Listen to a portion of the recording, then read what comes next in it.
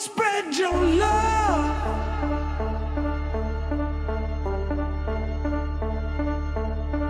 and hear what I'm saying now.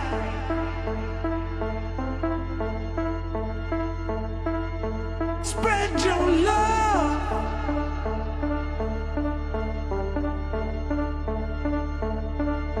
and hear what I'm saying now. Spread your love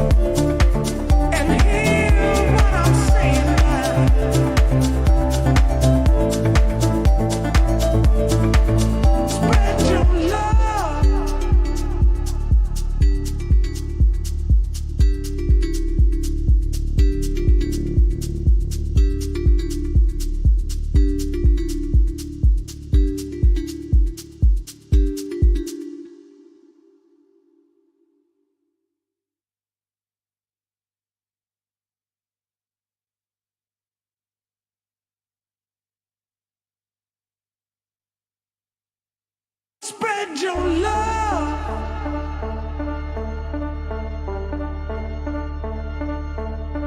And hear what I'm saying now.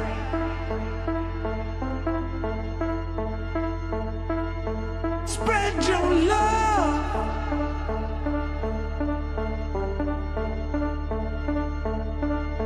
And hear what I'm saying now. Spread your love.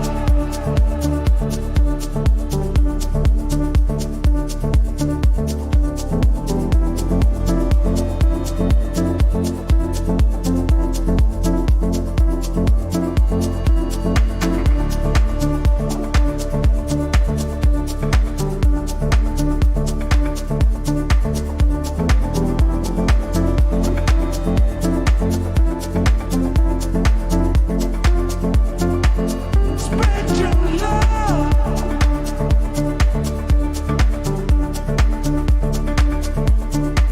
And hear what I'm saying now. Spread your love.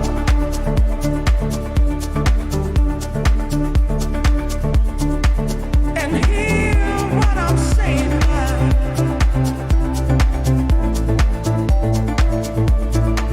Spread your love.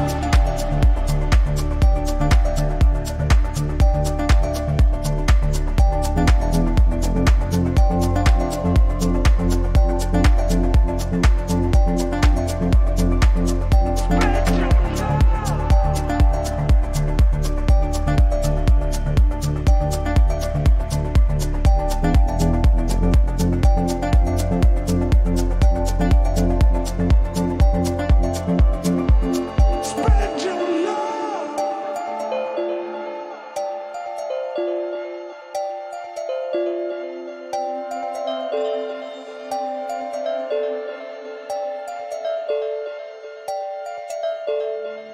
Spread your love. Spread your love.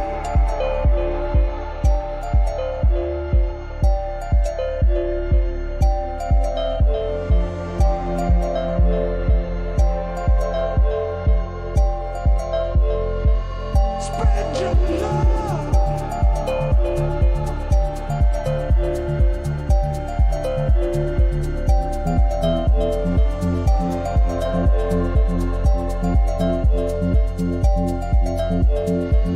Spread your love.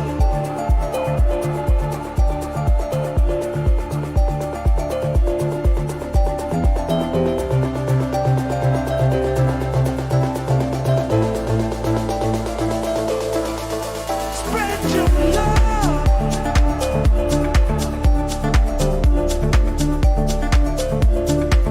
And hear what I'm saying now.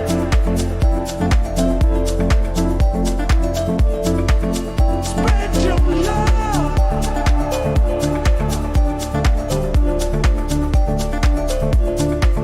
And hear what I'm saying now.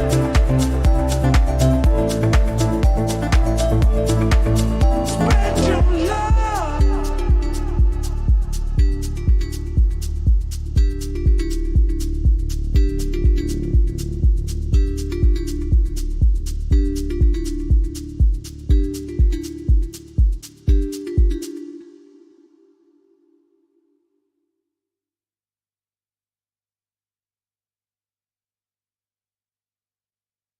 Spread your love.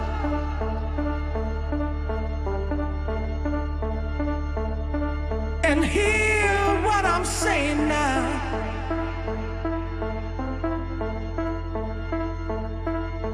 Spread your love.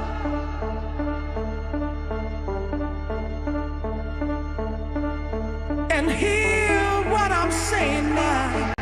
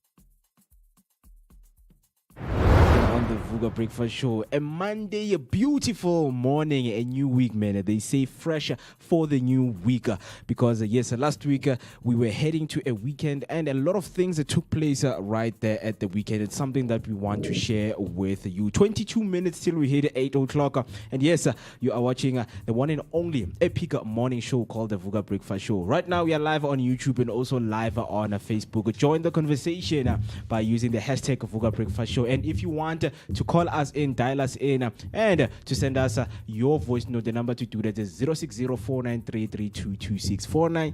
060-493-3226. That is the number that you need to call us in. Of course, man, I am not alone right here. I'm with the beautiful TC Wamazibugo. Good morning, and how are you doing, man? Hey, Mo. Yes, man. It's a beautiful but cold and wet Monday morning. But don't worry because, of course, myself and Mo are about to keep you warm with your energetic start to the day. The Vooka Breakfast Show. And, of course, like he said, I am the beautiful Tisiga Mazibugo Shabalala, your prime cut creative and positivity dose of the day. Indlovukazi yagwantu umamshengu omuhle ngithi kunina bayete Vooka Nation. I hope that you are having an amazing morning, and if not, don't you worry because here we've got your back. We always give you that boost that you need for your Monday to be a motivational and inspirational one. And of course, we have a jam-packed show for you with insightful conversation and engaging segments like our movers and shakers and our business blog and of course our book review, all of which we will tell you more about later. But for now, Mo, what is on your mind, my brother? Because you know what? It's Monday.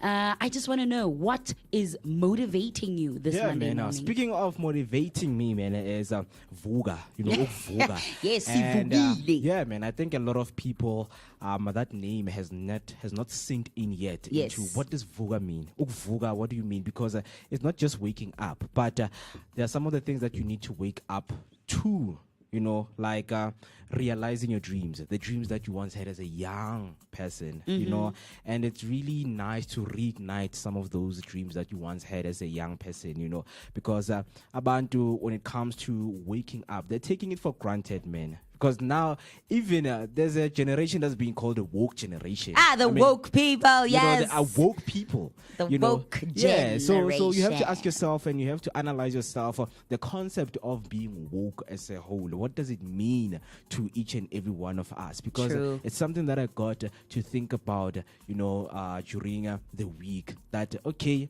if they saying one needs to be woke, what is it that I need to wake up from?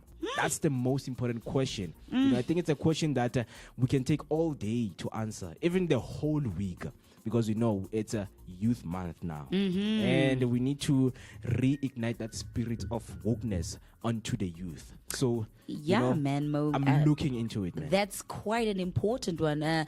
Another thing that you might be interested to know is it's also Men's Health Month. Did you know that? Yeah. Well, I knew about October, if I'm not mistaken. Men's Health. No, that's isn't that Mental Health Awareness Month?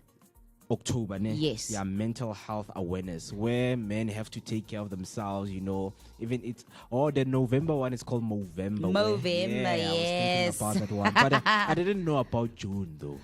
Yeah, so, okay, it's usually in America, but now, obviously, globally, people are recognizing it. You know, June as being, you know, Men's Health Month, where, you know, we shine a spotlight on the challenges that men face when it comes to health issues. And obviously, just, you know, shining the light on the health issues that they come across, and obviously, advocating that, that early detection be done for men when it comes, and encouraging men actually to go and look into their health, and obviously be aware of their health, their overall health, because I mean, we are seeing, numbers, rising numbers in cases right here in South Africa of, suicide amongst men. And so mental health is also a health issue amongst men that is quite important for us to talk about. And obviously the issues that they face, there's prostate cancer. Another one that you guys on the show didn't know the last time, you and Musi, you were arguing that men can get breast cancer, and yes, they can. So it's things like that during Men's Health Month that you showcase, you talk about, and you shine a light on to say, guys, as men, we are here for you. We understand that these are the things that you're facing, but also, we want to hear from you as men, to talk about these things and to say, this is what we as the male population of society, this is what we want to talk about when it comes to our health, or when it comes to our overall well-being. Because I know, like we spoke about on the show before, that as much as, the world is empowering women and is so focused on the female population of the world, and there's arguments on obviously, women have always been a subject of discussion, but as much as negatively or positively so. But now, we're looking at, talking about making the necessary changes, to be recognized.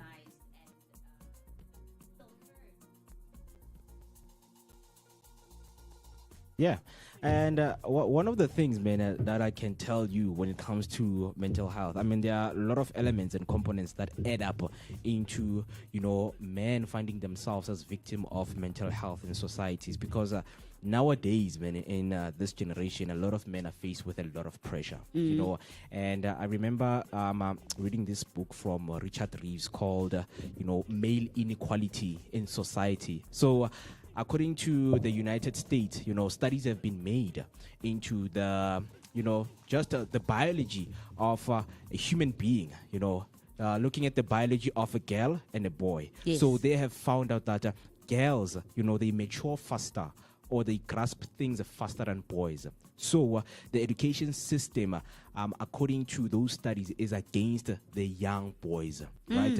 And now, speaking of the male characteristics becoming, the idols of how a boy child should be managed, how a boy child should be put back into their best behavior.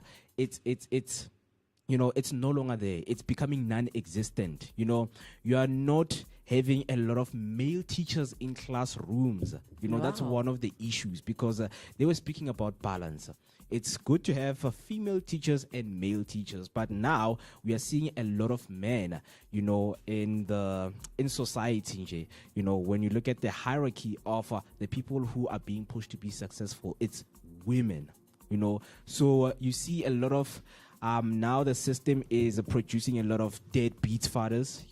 Fathers who can't even match up, even the salary of their wife.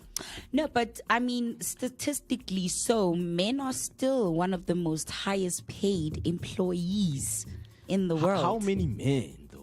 But what do you mean? In proportion to the female population, or what? Because there are classes, right, in society. We have the higher class, we have the middle class, we have the lower income class. So when you start looking in the middle class and the lower class, that's where you see the inequality. That's where you see the more women empowerment, because also women, they are fighting their way into big corporate ladders. But that usually happens, okay, because now you're talking about, the lower, is that those are the words you use, the lower class. So lower and middle class. Middle class, okay. Usually there as well, you find that a lot of those men fight with mental health issues, and one that they are not self-aware, or issues that they are not self-aware on. And I mean, with June being Men's Health Month, it's a time dedicated to raising awareness, about obviously men's physical and mental well-being. So, I mean, in this time, it encourages men to prioritize preventative care and regular checkups and obviously healthy lifestyle choices. And we have found that in middle and lower class, like you're saying, that those things are most rampant, that they are not being done. The negative aspect of them are rampant in those levels of society due to the fact because they are surrounded by a lot of stigma. What I've realized, especially when it comes to mental health, like ekasi, we've spoken about the language used when we address is mental health. Like Maite Rabutata once said, it's like, as opposed to Guti, it's mental distress. Do you understand? As opposed to Ailona like or it's a sickness, or it's something that affects everyone, male or female. As long as you are human, it's something that you at one stage or another will be faced with. And I mean, men, it's statistically known that men are less likely to seek help for mental health struggles, yet they face, higher suicide rates. So this is about breaking those stigmas and obviously recognizing that these challenges exist and asking men the question, what do you need to do better and be better? That's why a lot of them, they feel under pressure. They feel like the system is oppressing them.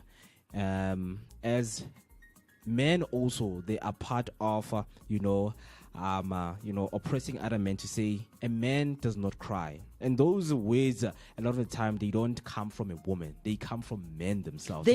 So that's what I always say, that, the patriarchal systems that have been put in place are actually the ones fighting against men in this very moment when their mental health comes into question, because these standards and the system or the societal dynamics were set by a patriarchal system. Do you understand? And that has to do with men.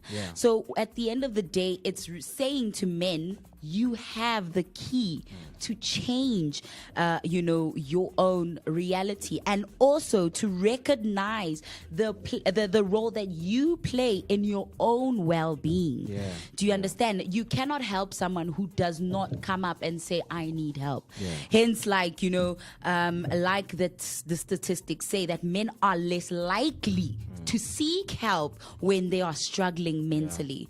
Do you understand? It's also quite difficult to help someone who, doesn't come and ask for help. It's also, this time is also dedicated to say, to implore men to ask for that help, to say, guys, when you are having these things, please discuss these things. And a person that in my own network or social media network is somebody called Zuzukile Soni, if I'm not wrong.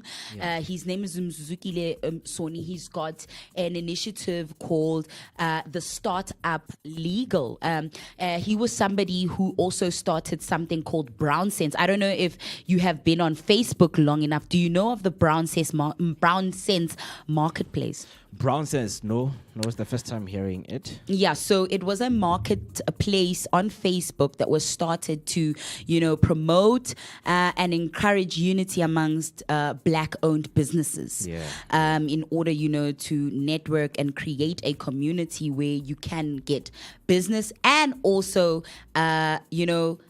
be a business that get business, and also get clients from there, where the clients can reach out to Black-owned businesses or find Black-owned businesses for the services that they need. So he's somebody now who has started something called the Startup Legal, and recently I see he started something called the Startup Dad. So it's speaking to raising more awareness to the issues that men's health month, is trying to shine a light on. And I'm really proud to say that there are some men out there who are aware and who do want to do better and are striving to do better. And I'm proud to say that I know some of them, maybe not personally, but I see the work that they do on a level that is professional. Yeah, true. Because by mentioning, about, breaking the stigma. Yes. Because now one will be questioned. Maybe it's a young boy growing up. Exactly. Being Youth Month, it's quite, it's very important, Mo. Yeah. That like one of the things that he's trying to do with the Startup Dad, I see, is to say, our young boys, let us be the dads that can raise our young boys the way we need them to be and to be raised, and not leave it to just say, the village will raise our kids. Saying, as dads, let's take that responsibility to raise our sons. Let us be exemplary figures in their lives to say, be the change that you want to see. Be the man that tomorrow you want your son to be. Exactly. So that you can spread that positivity. Exactly, and man. have better men that exist in our society, so our GBV rates can go down. I mean, also not to dismiss the fact that men also are victims of GBV, because another misconception that people have is that GBV is only for women. But no, I mean, now when we talk about that, we can then use words like femicide, right? Because then that is targeted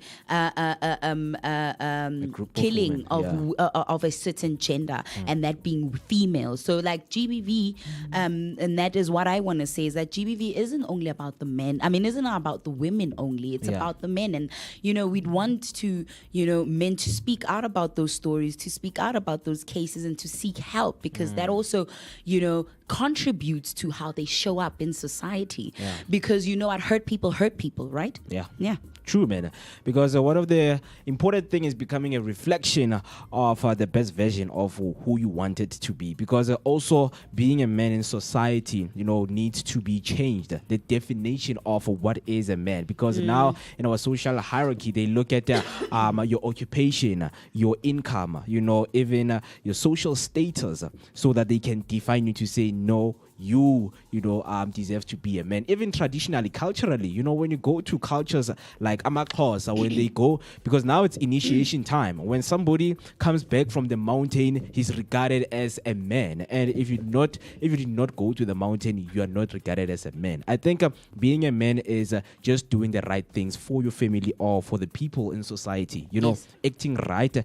Be a law-abiding citizen. You are a real man. You are a real woman. So because in this day and times, when there are a lot of things that people are suffering from. And now when you have to add up mental health on top of it, other guys, they like, we can't, man, because society wants us to have this, this is how we have to build our image. Because one of the things that, one of the things that affect a lot of guys is building of an image, man. Trying to build an image for yourself, and that image, you can't sustain it.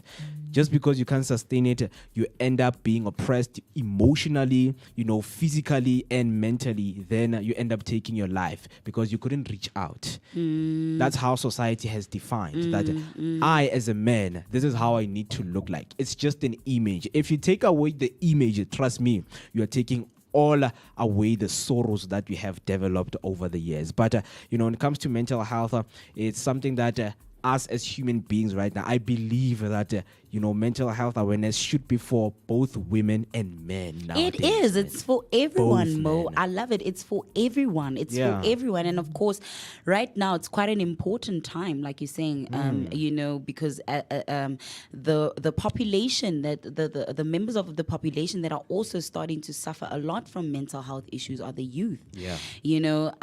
We're finding that children as young as in primary school are committing suicide. That, for me, is a quite quite a deeper issue. And that's why I say we need to stop raising broken children, so that as a society, we need to do better to take care of our children so that we don't have to now deal with broken adults who are just, trying to heal their inner child. Yeah. And that's what I keep seeing in society. It's like everyone is just trying to heal their inner child. And in so doing, some people hurt other people in the way that they are not aware that, man, maybe my inner child is the one that's wounded. And that's why during on Mother's Day, I remember when we had that talk and I spoke about the mother wound. And that is a wound that affects both males and females, and it affects relationships and how you perceive or how you show up in society. The dynamics in which you create in your life when it comes to, the relationships you hold. And I mean, one person who I love their way of explaining is Osvaldo Nyaka, and we've had him here on the show multiple times speaking on mental health, and obviously he uses the DeMartini method, to decode mental health for us, and it's one thing that I would love for the Vooka Nation, during this mental health. Sorry, this men's health month. I don't know why I keep saying maybe because I'm a mental health advocate. And that's why the issue of mental health is always so front and foremost in my mind. Honestly, let us dedicate it to the youth. Yeah. Because these young creatives, they deserve a spotlight. True. So the spotlight that we are trying to give to them, this is the platform that we're trying to give to the young people so that they can also work on themselves. Because remember, guys, creative people, they have a lot of things going on in their lives, and they need someone they can speak to, in order for that creativeness, it can keep on growing inside of them and just brew the fire and, showcase good things to you right there. So right now it's 1 minute till we hit 8 o'clock. So what we're going to do right now, because, man, it's still Monday. Vooka Nation, just talk to us, man. Hashtag Vooka Breakfast Show. Just let us know, go to Vuyile, because on this month, this is what we're trying to do for the young ones, the initiative that are being pushed out there. These young ones, they need to wake up and realize the true potential of Vukuzenzele. Vukuzenzele. So let us take a short break, man, and then we're going to give you latest news, sports headlines, and also your traffic update to stay safe right there on those roads. So for now, let us keep you updated with your latest weather and check out what is going on out there and prepare you for your day ahead. So don't go anywhere.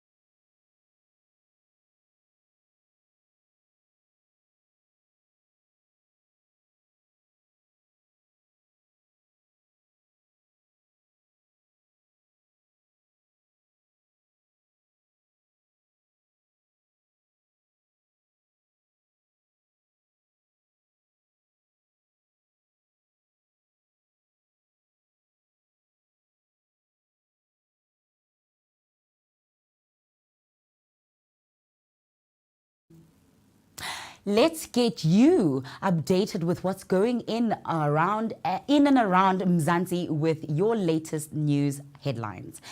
And now, on your first news headline, the Gautrain marks 15 years of operation. Gautrain celebrates 15 years of service since its 2010 launch before the FIFA World Cup.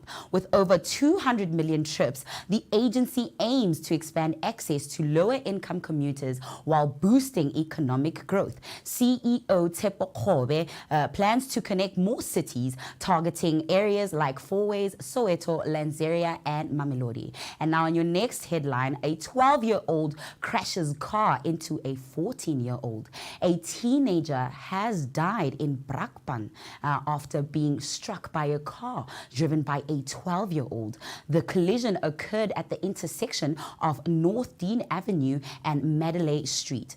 Preliminary reports suggest the 12-year-old driver ignored a stop sign, resulting in the fatal impact with the pedestrian. The minor is expected to appear before the Brakpan Magistrates Court soon. And now in your other news headlines, Cape Town launches a winter preparedness initiative. The city of Cape Town has activated its winter readiness plan to prepare for anticipated adverse weather conditions. While some Western Cape communities recently experienced heavy downpours, the South African Weather Service has since withdrawn its warning for disruptive rainfall in the metro for Sunday. Attention is now turning to the Eastern Cape, where forecasts predict significant heavy rain and snowfall beginning tomorrow. We are about to go into your sports news with Mwekezi Maimani.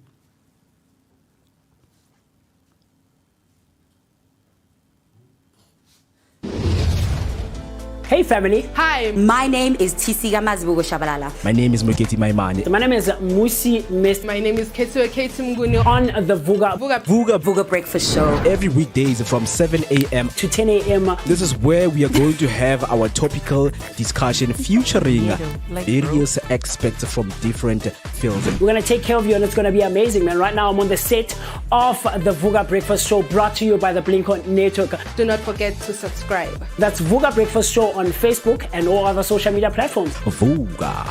See you there.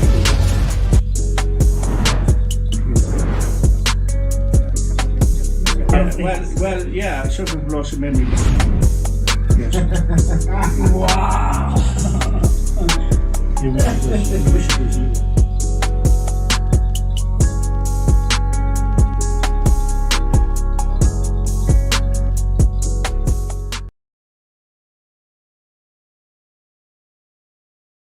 News on what is going on around the world. Starting off with your tennis news, the Queen's champion who reigned for half a century, Moscow-born Olga Morozova, a pioneer in Russian tennis, recalls her amateur career where prize money was sent to the Soviet Federation rather than players. She famously won Queen's Club in 1973, defeating Yvonne Goolagong in straight sets. Morozova later reached the Wimbledon and French Open finals in 1974, partnering with Chris Everton to claim the Roland Garros double title. Becoming Russia's first Grand Slam champion next week, Queen's Club will host its first women event since 1973, meaning Morozova will lose her historical status as its last champion, marking a shift in tennis history. Moving on to your next headline on women football news, Spurs sack Villenham after poor women soccer league campaign. Robert Villenham has left the role as Tottenham women's head coach after the team finished second bottom in the Women's Super League despite reaching their first ever FA Cup final in 2024. Crystal Palace conceded more goals, but Spurs recorded 11 fewer points than the previous seasons.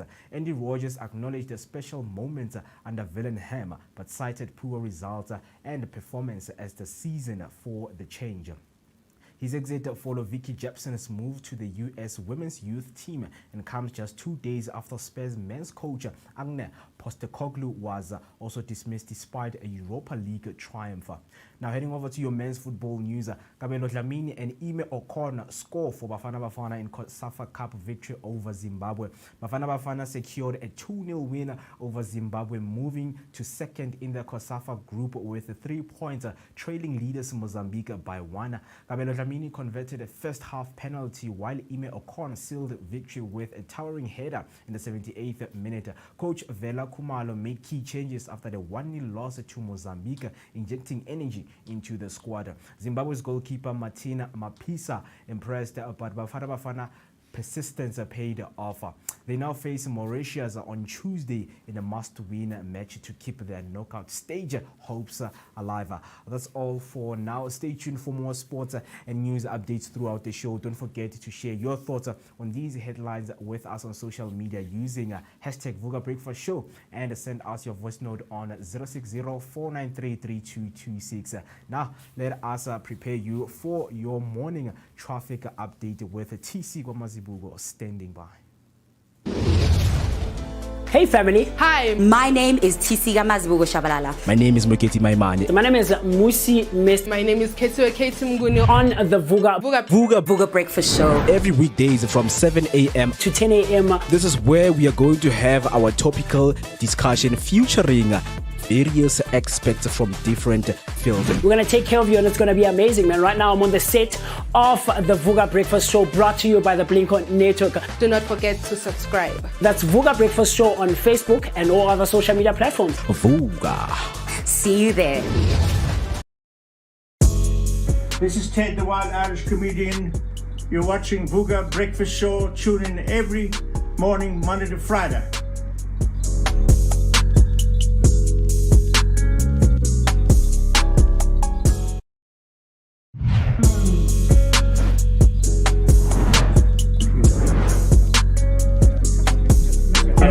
Well, yeah, something blossom memory. Yes. Wow.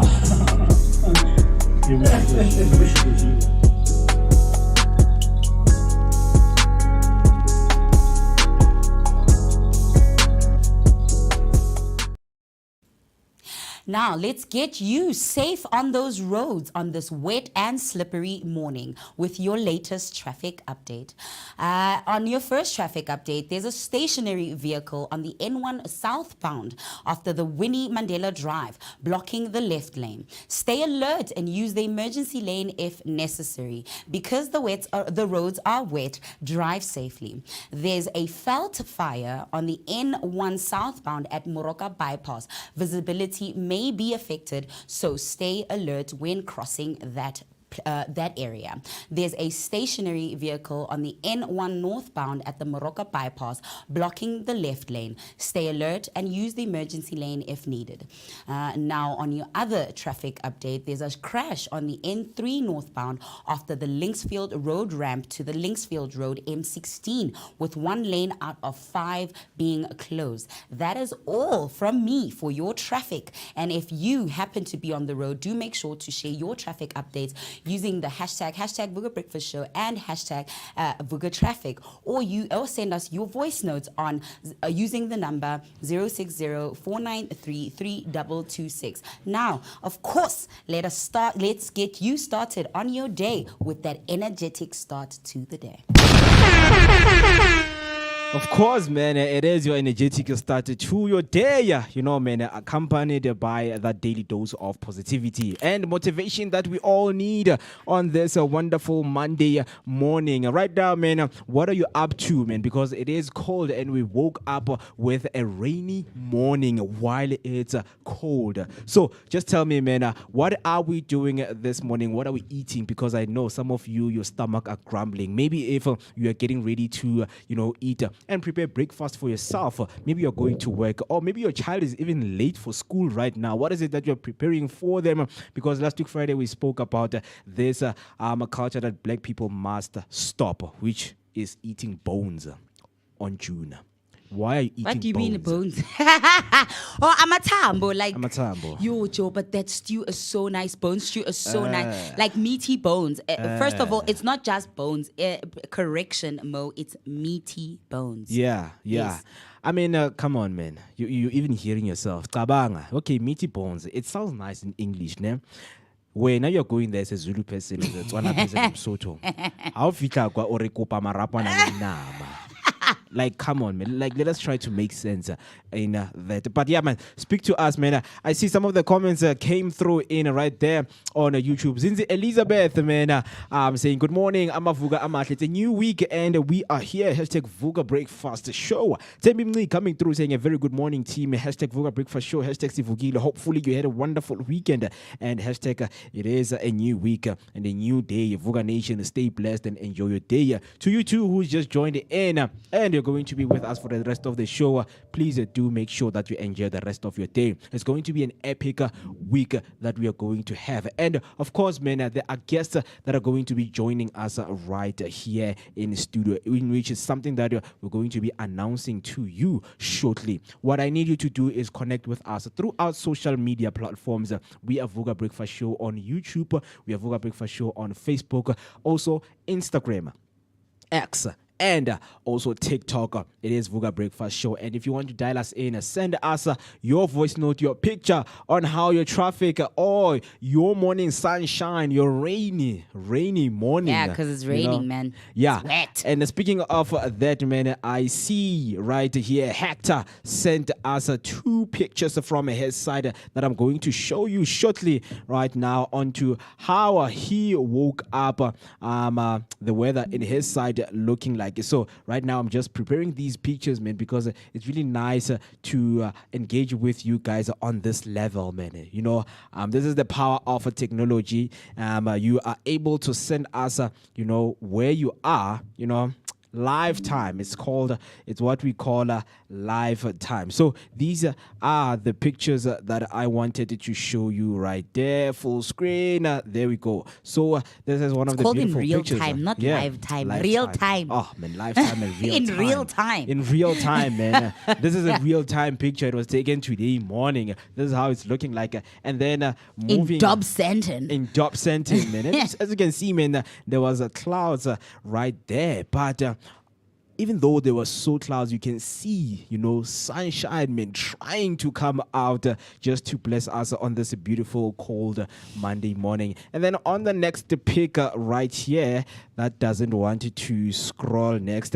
And then this is his morning traffic on how it's looking like rainy. And as you've alerted people to drive cautiously, Yes. as they can expect wet roads. So we expect you to drive safely right there, because it is rainy, and they say we have to expect another 70% rain coming around 10 o'clock. So you should be safe and you should stay warm. Warm, And yeah, speaking man. of warm, man, we have very interesting things that we always share with you, which is our daily bread, man. When it comes to history, I know that some of you, when it comes to history, you are never given the best history lesson in your life. But don't worry, Mr. Mo is here to teach you and to give you some of the things that you have missed. So let's get straight into it, into what do we have in our today in history. So starting off with the first one, man, 2019, the 73rd Tony Awards in Hadestown.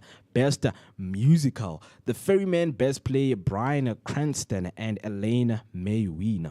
The 73rd Tony Awards in 2019 honored Broadway's Best, with Hadestown winning Best Musical and The Ferryman taking Best Play. Bryan Cranston won the Best Leading Actor in a Play for Network, while Elaine May and Best Leading Actress in a Play for the Waverly Gallery. The night was historic as Ali Stroker became the first wheelchair using actor to win a Tony for Oklahoma. Hosted by James Corden, the ceremony was filled with dazzling performances and heartfelt speeches, making it a memorable celebration of theater. Very wonderful right there. That is our first one for what we have today in history. Significant memories that took place. On the second one, 2021 Marvel TV series Loki, starring Tom Hiddleston, premieres on Disney Plus. Marvel's Loki premiered on Disney Plus on 9 June 2021, starring Tom Hiddleston as the God of Mischief.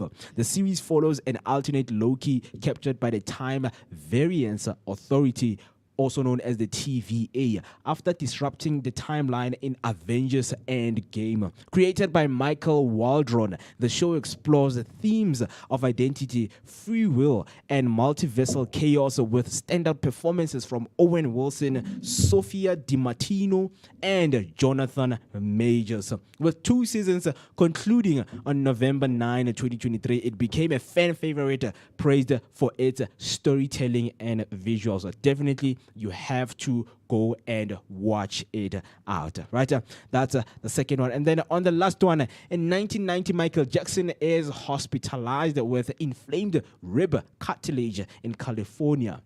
Today, the 73rd Tony Awards in 2019 honored Bryson Hidway. Okay, there is another mistake that took place right here. But yeah, just to know that today in 1990, Michael Jackson is hospitalized with inflamed rib cartilage in California. I wouldn't blame him. With so many kicks and so many moonwalks, sometimes, man, you break your bones. It's possible. Hey, Mo. Hey, it's possible Mara. to break Now your bones. yeah. Hey, bye-bye. Hey, bye-bye. It's It's an early drama so early in the morning. you know, so yeah, man, that's some of the things that took place. And then we always look into the inventions, man, because as we know that last month we were celebrating Africa Month. We look into what Africans has been doing for the past years, decades, and centuries right here. And we bring you those inventions in real time for you right here on the Vooka Breakfast Show, so that you can look out for them and also do an extensive research for yourself. We aim to inform each other with these kind of things. If you know and happen to know anyone that has invented something amazing, please do make sure to share it with us by using the hashtag Vooka Breakfast Show. So, invention made by South Africans. Today we have the Cyber Tracker. So the Cyber Tracker is a handheld device that allows rangers to track animals in the field by using the built-in GPS system and graphical interface. Because of the graphical interface, it is also possible for illiterate people to easily use this device. Wow. So the Cyber Tracker, a modern South African invention, was the brainchild of Louis Liebenberg and Lindsay Stevenson. Right? Yes. Their name are Louis Liebenberg and Lindsay Stevenson. Those are the brainchild of this whole device, the Cyber Tracker. Something that you should keep in mind, you know, just to brag about whenever you go outside international, when you visit other countries, and tell them, and the start of the inventions was the Cyber Tracker, because we know that when it comes to South Africa animals, we have faced things like your rhino poaching, you know, rhino horn poaching, right? So the Cyber Tracker had to be invented so that these animals can be tracked wherever they go. Yeah. And then looking into the number of days that we are, because it is Monday and it is June, the 6th month of the year. We left with 6 months. 6 months until we conclude. Halfway through, man. Some of the things that you need. Halfway through time. that Gregorian It's time to reflect, guys. It's time to reflect, to say, in this next 6 months, what is there for me? You know, what are my goals? You know, what am I looking to celebrate, you know, on the 31st of December 2025, and say, you know what, thank you so much for this. You know, what is it that you are going to be grateful for? It's time to do that reflection now until it's too late. We know a lot of people, they think there is time, but honestly, there's no time, right? So, today is the 160th day of the year and 161st in leap years. Very interesting. And then we're only left with 205 days left. 205 days left till we hit 31st December. Then we're like, you know what?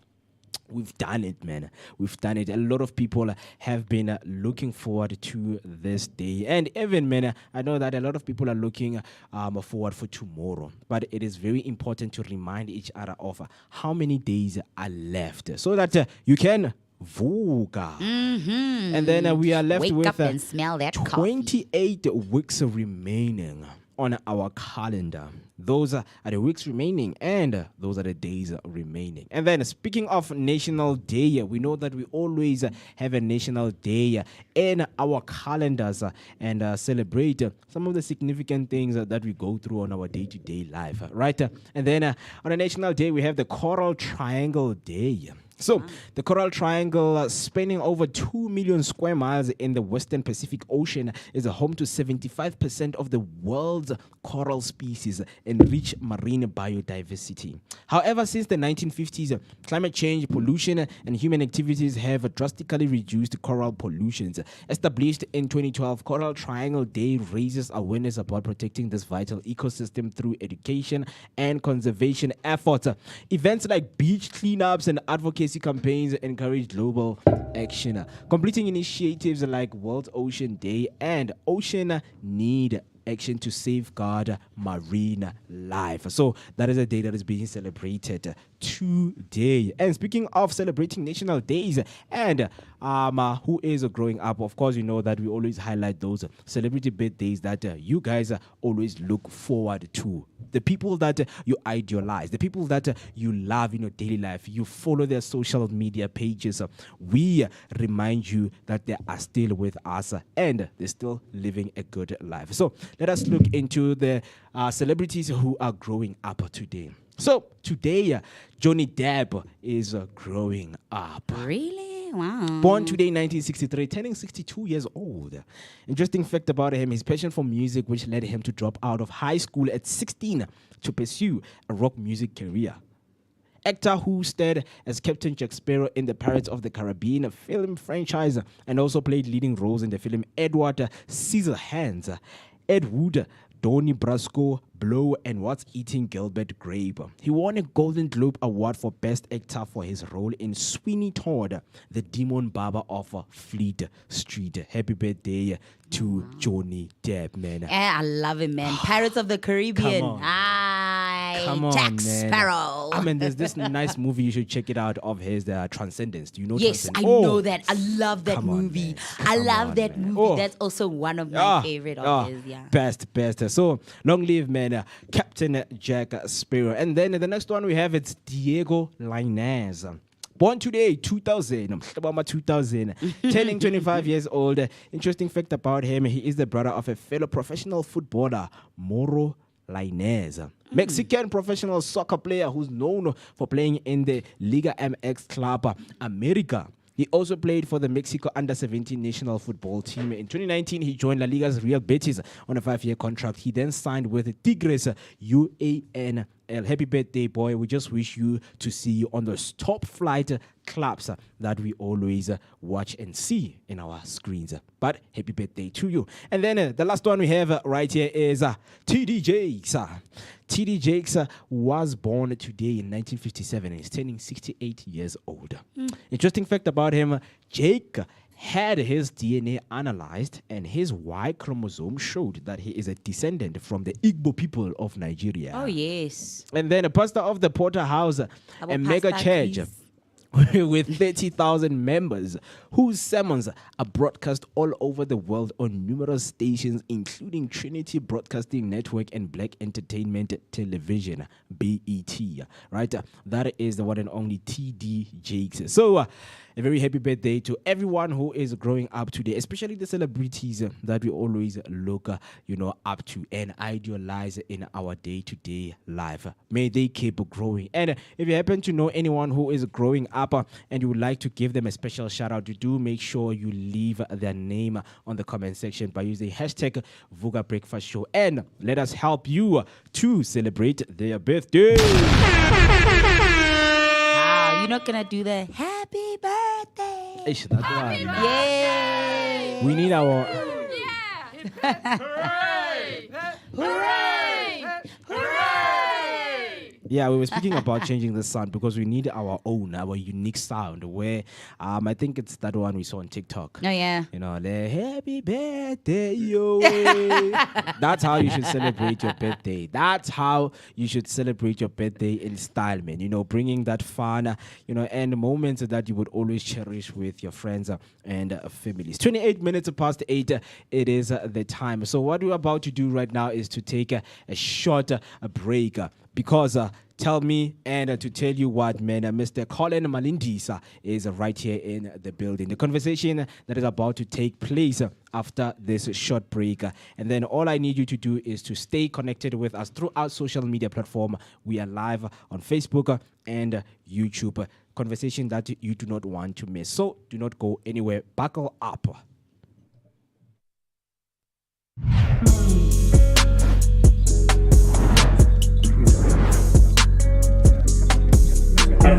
Well, yeah, shopping blossom memory. Yes. Wow.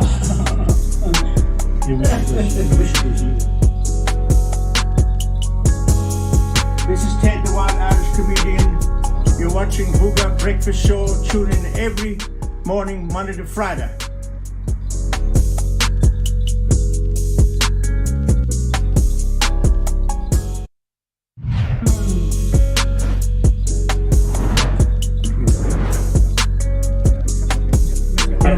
Well, yeah, shopping blossom memory. Yes. Wow.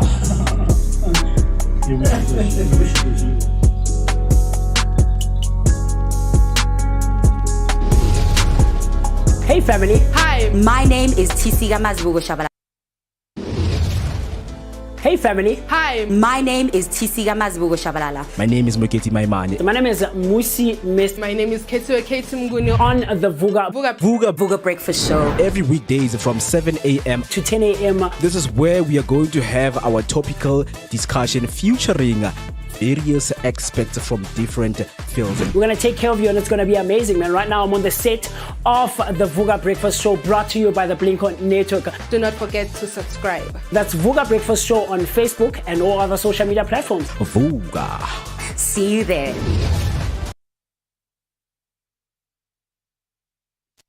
Half past 8, it is the time and you're still watching the Vooka Breakfast Show. Your energetic start to the day. Located in the heart of Johannesburg, it is Johannesburg, Soweto, and Dobsonville, man. That is where we are streaming live. So, as I said before the break, connect with us through our social media platforms by using the hashtag Vooka Breakfast Show. Right now, we are live on Facebook. We are live also on YouTube. Share the live, man, to your loved ones, your friends, siblings, and your families, man. You know that on this Movers and Shakers, it's another hashtag Monday Motivation. And today we're exploring the intersection of creativity and activism, right?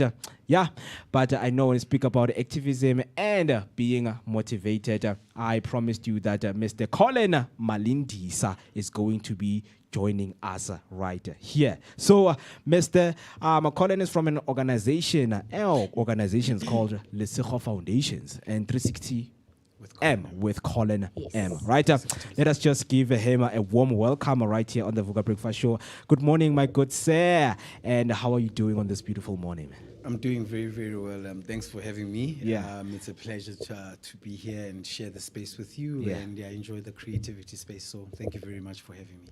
Wonderful, man. Wonderful. We are just looking to having a great time with you right here, together with our audience who are watching all the way from the comfort of their own homes. So for someone who is watching right now and they're trying to understand who is Colin Malindisa, it's just named that you're the founder of 360M, with Colin. Can you please just take us through, that background information of who you are, where do you come from, and what do you do? So, Colin Malindisa is the founder of 360 with Colin M. So 360 with Colin M is a creative house that deals in publishing, marketing, distribution, and sales, overall also business development. So that is what we do. And we're trying to do most of the things independently because we're trying to tell a story of that anybody from anywhere can make it on their own, Also, then I just recently been appointed as the operations manager for Lesego Foundation. Yeah. So what Lesego Foundation does is they're trying to eradicate poverty. not through food parcels, but through literature. So Lesego Foundation believes that if you educate people, also in terms of producing things like books, like public speaking, and all of those activities, you eradicate poverty because you open people's minds, and if you open people's minds, they're able to think on themselves and they're able to develop themselves. So that is what Colin does, and entirely, that's what currently my life is all about. Over and above, I'm a father to a lovely daughter. I'm a brother, very close with family. Obviously, selected group of friends. Not everybody comes along. But yeah, overall, that is who Colin is. Yeah, very wonderful man. Yeah, no, I'm already loving the story behind of the man behind the book. And of course, today's book review takes us deep into the world of relationships, self-discovery, and the truths we often overlook when it comes to love. Our featured book today is Never Marry Anyone Who Hasn't Read This by Colin Malindi. Which is more than just a guide. It's a conversation, a wake-up call, and a roadmap for building meaningful relationships and connections. So through his words, Colin challenges outdated perceptions, empowers readers with real insights, and encourages reflection on what truly makes a relationship thrive. So if you've ever questioned love, commitment, or what it takes to build a lasting partnership, this is the discussion for you. Thank you for joining us, and of course, thank you for that story into the man behind the book. So now, looking at the story behind the book, what inspired you to actually write Never Marry Anyone Who Hasn't Read This? Okay, firstly, I love the intro that you did. I think you should have been the person to do the intro of my book, doing it better than I can.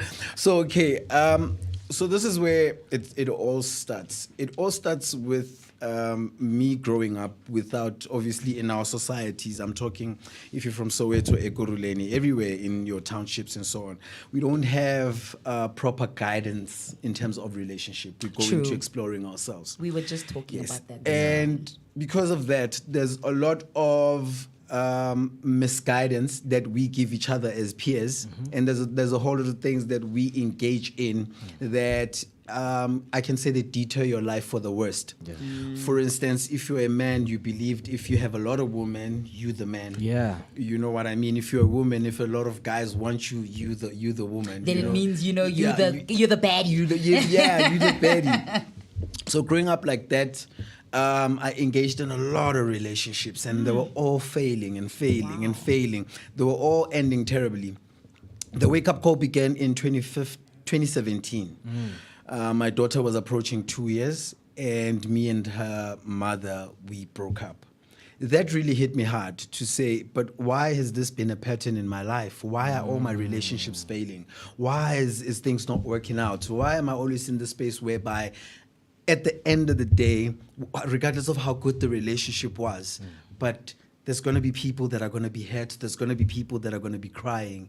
And at the end of the day, nothing ever works out. So for me, that sparked a question of saying, but what is wrong? Is it me? Is it society? Is it everyone else? Am I the right one? So I started self-introspecting. After self-introspecting, I realized, okay, I've got so many flaws. But I also looked into the other person and I was like, okay, you got so many flaws. And I'm like, okay, but I cannot be looking at only my relationships.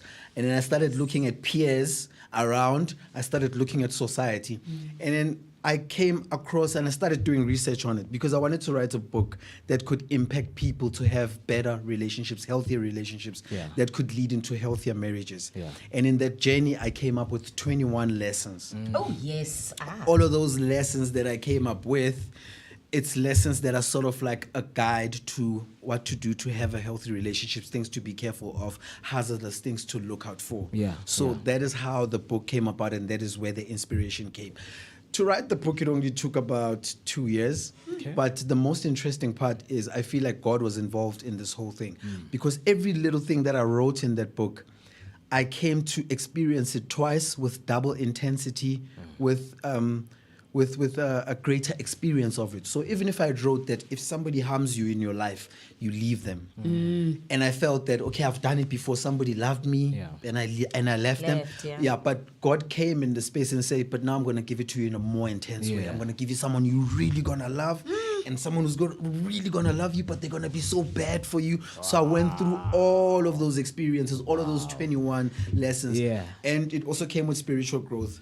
Hence, we only released the book this year because this is where I finally got to a place I'm saying I can be able to preach what I'm practicing. That's good. And inspirational, man. And very inspirational because, I mean, relationships are a big part of our lives, right? And how we handle them really matters. So I hear you speaking about 21 lessons, but Mina, I want to know about the biggest one. So what is the biggest lesson that readers who read this book should take away from it?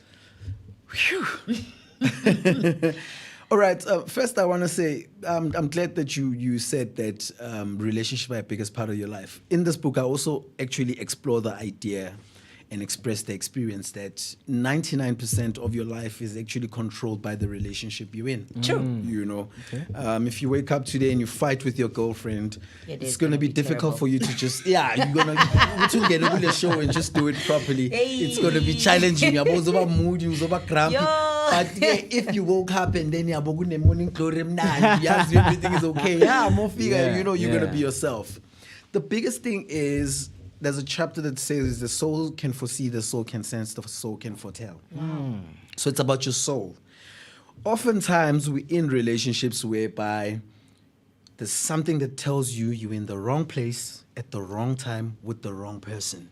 But we sort of just overlook all of that. We overlook the red flags, right? Exactly, we just overlook the red flags.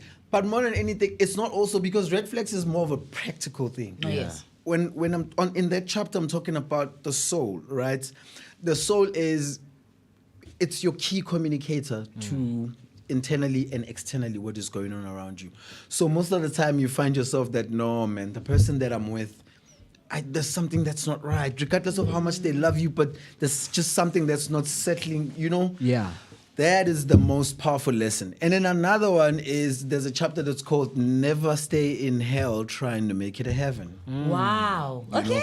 Yeah. So in that chapter, I explore the fact that a lot of people also are greatly affected by relationships, and because you're staying where you know it's no longer working because we've got kids. Yeah.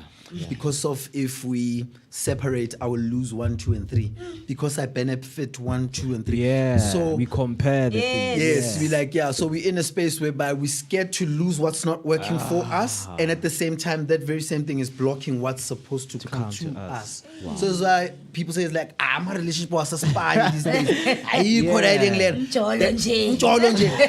that's because you keep on staying in these, you keep on staying in these unhealthy spaces. Not taking time to detach, self-introspect, and wait for something that is actually meant for you. Yeah. And it's quite important for us to wait for something that is for us because, I mean, at the end of the day, also holding on to things that are not for us or that we have outgrown limits our personal growth. So on that, relationships and self-growth, right? How do personal growth, how do personal growth and emotional intelligence influence lasting relationships, in your opinion, from writing this book?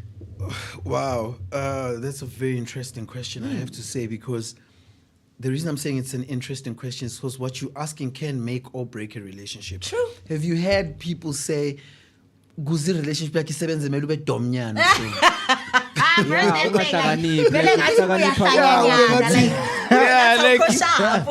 kube ngathi yazi ngithanda lo muntu ukuthi wenzana nginandaba,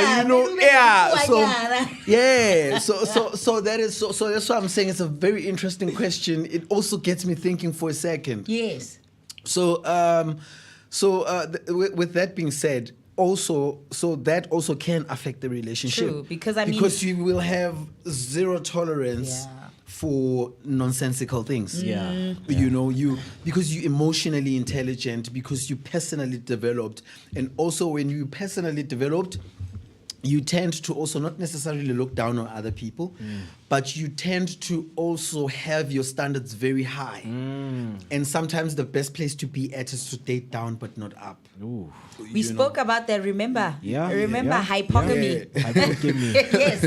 Yeah, so that's that. And then the other aspect of it is that emotional intelligence and personal development is good for your own health. It's what will protect you in a relationship. Yeah. Because if things are not healthy for you, you're being harmed in that relationship, you're not treated like you should be. Yeah. Your emotional intelligence will kick in. Yeah. Your personal development will tell you this is not for you, Yeah. and you'll be able to step Yeah. out. Yeah. It's a very complex. Yeah, I mean, with where we are right now, I know that a lot of people are still struggling to find a definition of what is a really, how do we define a good relationship that will lead to a marriage? Because we are seeing threads right now on TikTok and they influence people not believing in relationships anymore Yes, and marriages. that's sad. So what is it, man? What's the core, ideal of what causes the whole thing of people to be misled and being influenced into not having their own good, healthy relationships? First things first is social media is there to propel us, but it's also destroying us at the very same time. Yeah. Yeah, it's also just working against us, to be quite honest. And to break this down for you, the people that don't have healthy relationships and that are not relationship enthusiasts, those are the people that are loud on social media, which changes the landscape and hides the real relationships that are existing out of happiness, love, loyalty, and good deeds. You know what I mean? Yeah. So the first influence is social media. The people that are tired of it, speaking out about it. Us that write in these books or that have this kind of mentality and this knowledge, we are sort of withdrawn. Yeah. Because our lives are so good, it's good to be in our own space. I don't have to be on social media for validation or anything like that. But the person who's struggling, who's not having a good time in their relationship, who hates relationship in this current state, the first place they go to is social media. Yeah. So that is the biggest influence that causes that. And then self-awareness. A lot of people lack self-awareness, and you cannot blame them. You cannot go to umfana okhula ngana baba and expect them to know how to love a woman. Eish. He's never seen it in his life happening. True. You cannot be in a space whereby intombazana nayo ekhuli ngana baba and expect her to be loyal to you. Because of she's looking for that fatherly love. So she's everywhere, searching for that. That's why she'll never be loyal in any relationship or anything of a sort. So self-awareness, But like I'm saying, you also cannot blame people for not having self-awareness because not everybody is taught that. Not everybody's background is healthy like that. Yeah. So one of the main things, it's social media, it's perspective, it's the influence and its background that ruins all of this. Hence books like this. Yeah. Hence book like this. Books like this come into play to help people find themselves, also to help people understand each other. So that is things that we need, but mainly, like I said, our biggest challenge is social media, its perspective and its background. I love that we're talking about this because, another fact that we were talking about this morning was that it's Men's Health Month. And, of course, you being a man actually helps me ask these questions because, this is what I would love to raise awareness to when it comes to the dynamics and obviously struggles or emotions that men face in relationships that they might feel unheard on. So, men often face societal pressure to suppress emotions. So I want to know from you, how does emotional intelligence impact relationship health when it comes to that aspect for men? For men. Yes. Yeah, so because we as men we are taught to suppress our emotions. That greatly affects our relationships because we cannot first express ourselves. You know, we cannot express ourselves. If we cannot express ourselves, the other party doesn't know what we're feeling, doesn't know what we're going through, doesn't know what we need. At the same time, to express yourself, you come across as being too feminine. And How? I want to know, because I feel like is this something that inherently you feel like society feels when it comes to men? Society has taught that. Society's been living that. If ngiyafika kuwe and I'm like, yo baby ngithukile yazi angazi ukuthi ngizoyenza kanjani. It's like yo 10 off lo mfana uthukile.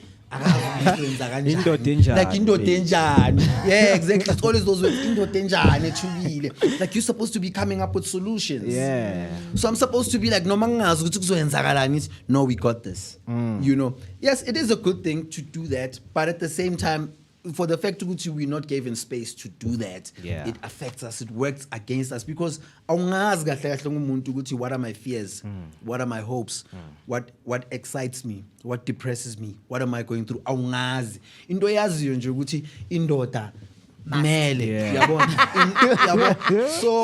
So that kills us mentally, because asikhone khuluma, asikhone move on forward, we cannot be open, we find ourselves in unhealthy spaces in our relationships because I am not being given a chance to express myself emotionally and to also explore my feminine side of things. I'm always expected to be locked in my masculine side of things. So that affects a lot of men. That's quite true. You're telling the truth, Colin, and I'm glad that you say that, because now, the aim here is to obviously become safe spaces for men to be able to open up, right? So what role does a supportive partner play in a men's mental health journey? Wow. So the role that I could say a healthy woman must play, as a safe space, space, is to be like, how does that make you feel? Our partners don't often ask us, how does things make us feel? We talk about what is going on, and after talking about what is going on, we get into how did you handle it? And then we talk about what is the plan going forward. We never go to a space of saying, but how does that make you feel? Yabo, babe unenkinga ngami ukuthi ngesikhathi so angiphendula ifone. I would say pendu. It's like, but how does that make you feel? What? Why is the inkinga? Communicate your feelings. So your woman needs to be able to put you in a space where they want to understand what you feel. Because once you know how a person feels, then you know what they need. You know what validation to give them. You know how to move around them. You know how to communicate with them because you understand how they feel. So that partner needs to be able to allow their man to express how they feel. Again, giving space for that feminine energy, because expressing how you feel mainly comes with your feminine energy. Opening up your heart and throat chakras. Yes. So put your partner in that space. Another thing is, women like mind games. Really? Yes. We do? It's destroying a lot of relationships. Like, let's just say, siyaqala relationship. It's like, okay, uTshepo bekangifuna. Umo uyangifuna. Mara mina ngithanda uMo. So since mina ngithanda uMo, what I'm going to do is, ngizoyekela uTshepo phone kunoMo. Ukuthi uMo abone ukuthi mina ngiyafuniwa. I'm wanted. Yabona? So, but not understanding what that does to Mo. That sends a different narrative to Mo. That sends to Mo that you're not a faithful person. That says to Mo that you're not grounded, you don't know what you want. Then Mo comes back in return to treat you njengomuntu ongadeserve that. When it was just a simple game. When nje bofuna ukubona uMo ukuthi uMo ngithanda kangakanani. And bofuna ukuthi uMo afeel shake ukuthi hey bakhona abanye abantu. You know what I mean? But in return that works against you. So a safe woman must just get out of the mind games. Just get out of the mind games. Be yourself. Be real. Authentic, right? Be authentic. Yes. Gumo is not a game, man. And don't hold things against you, I guess. Also. Don't hold. Like I'm a crutch. I know. Every time. Like umuntu uyazi ukuthi ngizohlala 1 year ngiyamlahla December lo. Like December long yamlahla kana chance. You know what I mean? Yeah. So now, man, let us go back to your book, and talk about the chapter that you would recommend someone to read. That you find good, this one, man. I definitely recommend people to read with everything that we're going through right now in relationships. To be quite honest, my man, it would really, really be short selling myself and the book to say that a specific chapter you must go and read. Yeah. Every chapter there is important. Yeah. Every chapter there is important because what I created there, right? I created that type of book. Someone was like, but you must have a niche. I'm like, the niche is relationship. No, a niche inside the relationships, Yeah. And I was like to them, you know what, my man? This book entirely, even if you don't like all of the other chapters, but I know there's that one thing that you will like. I cannot tell you what it is because I cannot predict how you're going to, how can I put it? You're going to receive the book. Yeah, that's why the book. we'd rather discuss the themes around the book, I guess. Yeah, also, again, the power of the soul, my man. Just listen to that voice inside. If just to satisfy you, the power of the soul. The soul can foretell, the soul can see the full. Yeah. The one that he mentioned. The one that I love mentioned that one before. because that was profound. Yeah. So that is the one that I would say because, like I said, it's your indicator, my man. Some people are really, really good at pretending. Some people are good at hiding secrets. Some people are good at being two-faced. But once you listen to yourself inside and something tells you, konde wrong la, there is something that is wrong. Well, I mean, because I've got you here, and I mean, you know what? As somebody who's always up for those challenging conversations, and as a Prime Cut creative, and as somebody who hosts something called the Sacred Sundays Experience, which delves into, issues such as relationships and how we act and how we can form better relationships.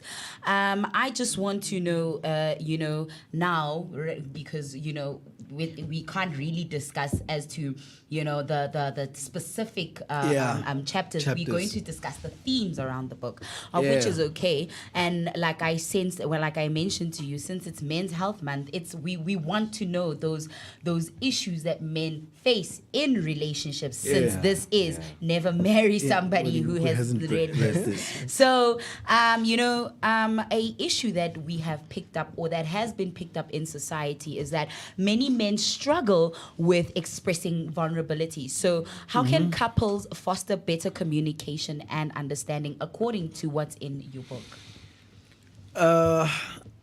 Be fair, clear, and honest. There's a chapter that's called that. Nice. Be fair, clear, and honest. That chapter is it. If you fair, if you honest, and if you clear, communication is sorted. Automatically. Yeah. I know what you feel. I know how you feel. I know what you think about it. I know, when I say be clear, I know how you want us to move forward or how to work on it. Yeah. So that chapter is exactly just that. Because also, a lot of people sometimes, they're not fair, they're not honest, which now blurs the clarity of what is going on. So, over and above, without transparency, we going nowhere. Without transparency, we going to be in a space of what is it that Assumptions. I assume. I assume because I was on next, so I think maybe mina zange benenkinga. But even though when I learned boyenza wrong, just because somebody didn't say, so you're not fair there, then you're not clear. Then that takes away the honesty of the whole thing. So that's the theme that I think really, really, when it comes to communication, that's the chapter. Yeah, you know what, man? Since we've began and we spoke about one of the chapters, which is never underestimate the power of the soul. Let us just give a glimpse of the audience and just to read just one page of what it says. So right there on your screen, you can see never underestimate the power of your soul. Let me put this to you. Have you ever walked in a place and just felt it's not the place to be at? Have you ever thought of someone and they just suddenly show up? Have you ever met someone who looks just the way you want someone you wish to date?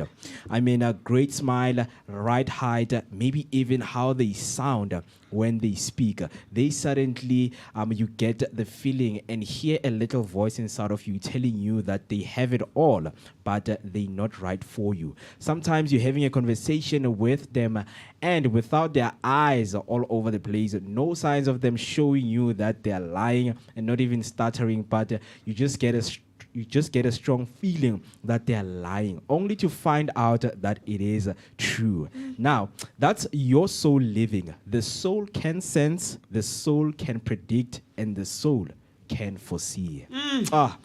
Profound Beautiful, words, man. beautiful, beautiful. Those are beautiful words, really. And as a woman who operates a lot out of her soul, I consider myself a spiritual person. Yeah. So, I'm all about alignment. And like I said to you, when we express ourselves and when we communicate, we open our throat and heart chakras. Yeah. So those are the kind of things I'm about. So you can already tell. I can already tell. I can already tell. And yeah. I'm the kind of person who likes to talk through things. Okay. So if you have me as a partner in life, trust me, we do a lot of talking, especially during the times we have misunderstandings. Yeah. So, I mean, obviously, taking care of oneself is important in a dynamic because, I mean, how are you going to pour from an empty cup, right? Yeah. So, in your opinion, from the book, because I always make reference back to the book because I think this is a quite important book considering, the dynamics and what's happening to Black love and relationships in today's day and age. It's almost as if we all feel like we don't need each other and we're all trying to one-up each other. And amongst the Black society, it's most rampant because it's where the most we see the most dysfunction there, I guess, because we are Black people and that's where we live. But so I want to ask you, what's the connection between self-care and being present in a relationship? Wow, that's deep. Yeah, I'm deep. I told you. I told you when I spoke of throat and heart chakras, you should have known. You should have known.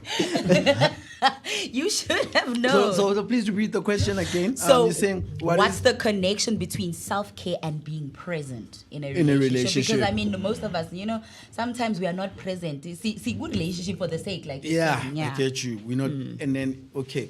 So the thing is, there's also a chapter. I just want to quickly check. Just pass it for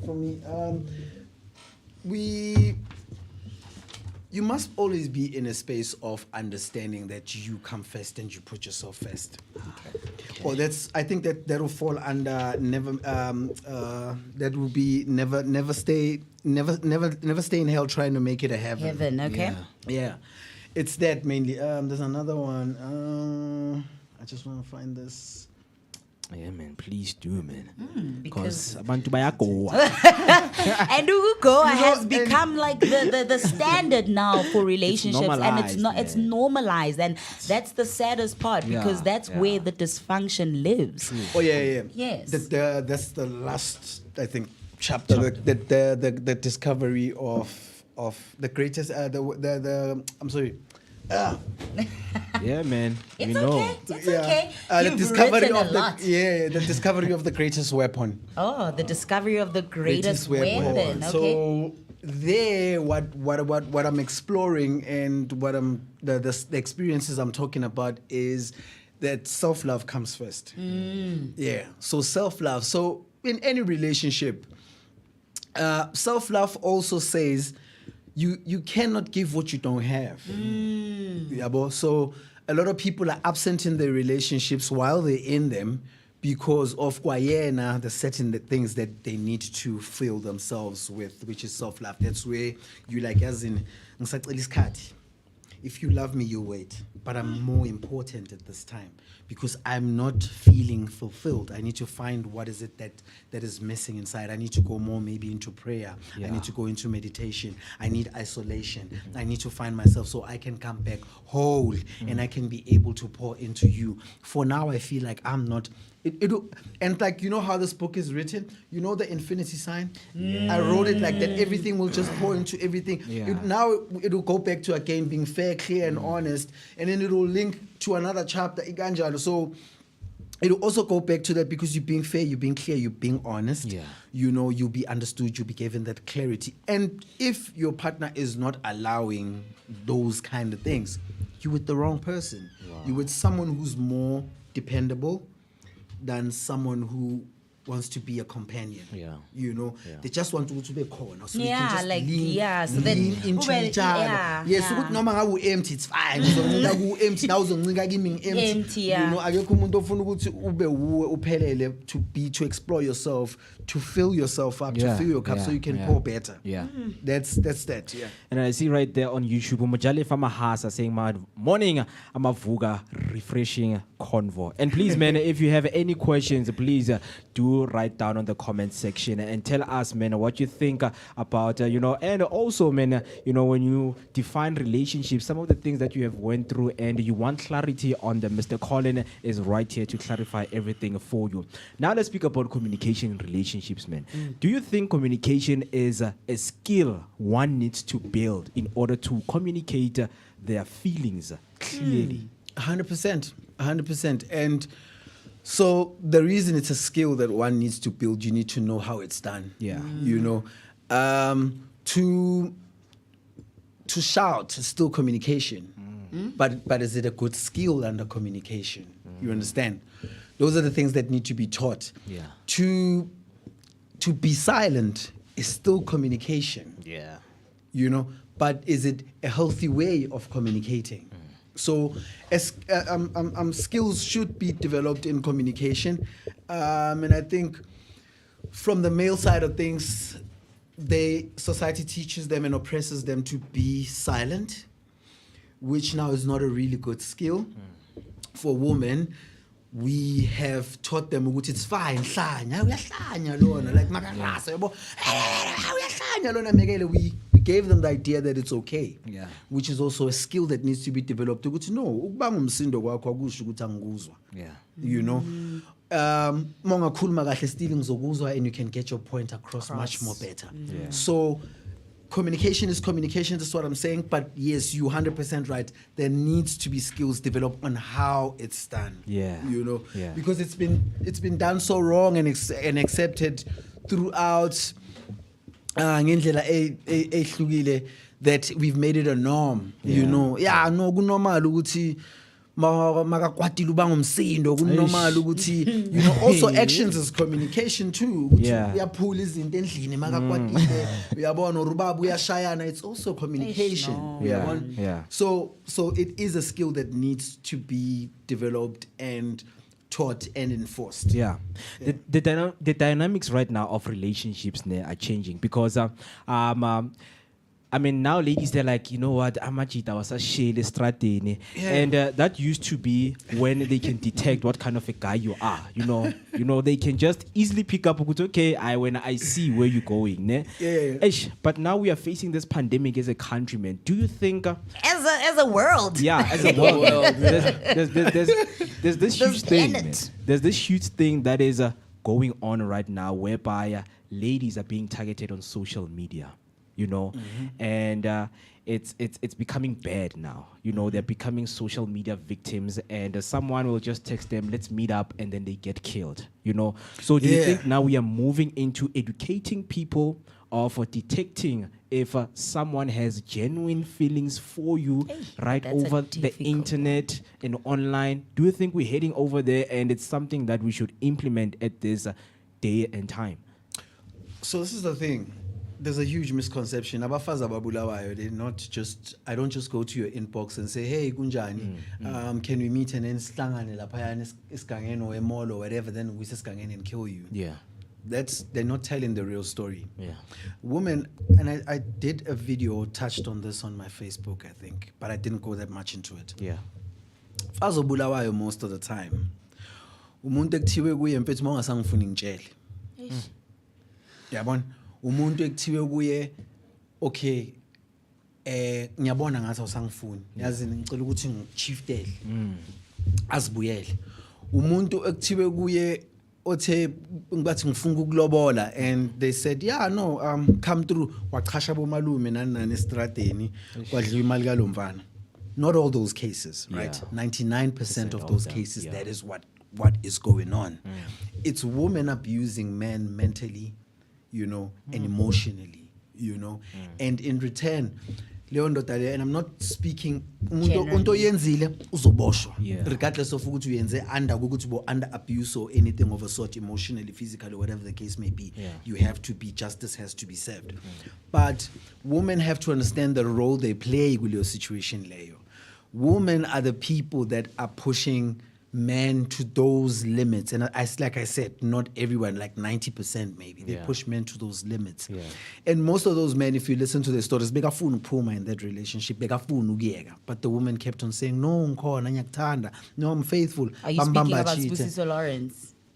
I'm speaking on for men like him. majority. Yeah. I'm speaking for men. Yeah, So that's that. So we first need to get that narrative right. Yeah. Because we can never have an antidote for not understanding what the sickness is. The sickness is what I was talking about: the mind games, the manipulation, the emotional abuse, the physical abuse. No, not the physical, the emotional abuse, the mental abuse. The trickery that women have with men. She wants to balance 4 or 5 men. Almost 30,000 a month to look after her family, herself, her kid, and only to find out she's got 4 more boyfriends. If you're not emotionally intelligent, if you don't have the strength to handle that, and if maybe you have got temper in life, you are temperful, what's your first immediate reaction? So first we need to get that narrative right.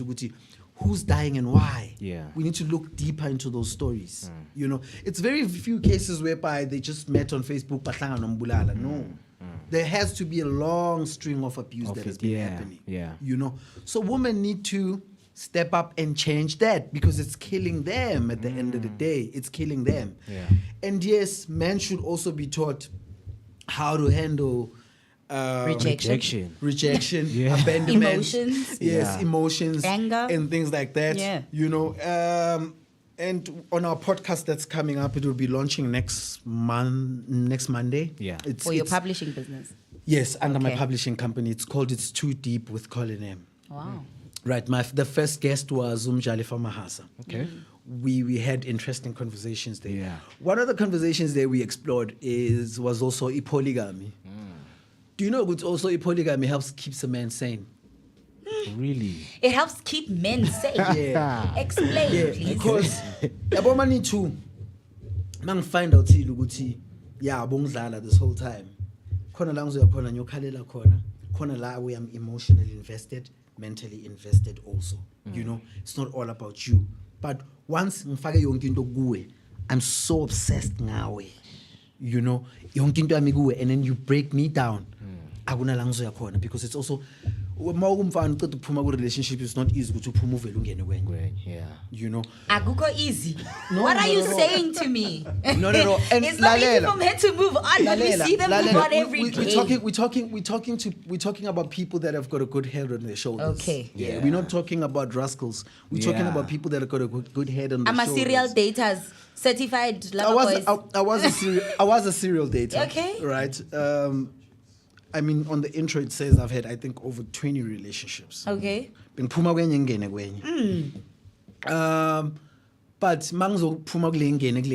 wasn't even invested in that new one. That is why they never worked out. I had to move on to the next.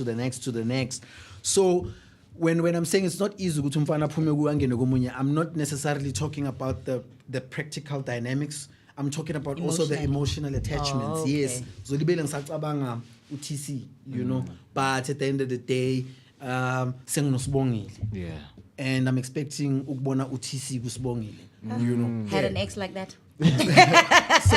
so also if we can have open conversations about not wanting to fully own umuntu kubo wakho uyiwani, you know. Yeah. Attachment is a problem, is that what you're saying? I mean there is 2 or 3 more women for one man. There's more women than men. Yeah.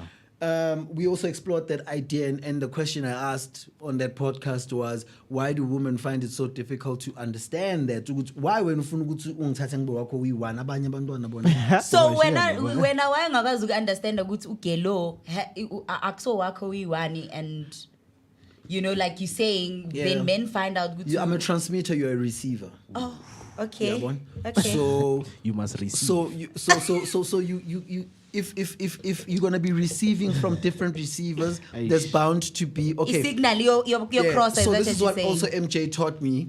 Oh, MJ, by the way, is the founder of Ilisiko Foundation. Oh, yeah. love that. Yeah, he majors in speaking about and writing on politics mainly. Yeah. But he's also a moral activist in so many other things, and he's a well-learned guy, though. Yeah. Amazing. So he taught me this. He taught me that a woman has got what they call pair bonding. Pair bonding. Yes. So, Pair bonding. pair Yes. bonding, Oh, yes. So if minanglala now, you bond with me. Yes. If Ulala no more, you bond with him. If you sleep with our producer there, you bond with him. And by the time you get to the 8th guy, your pair bonding, it's in your neurons, something about your neurons, he spoke about it. It's no longer attaching.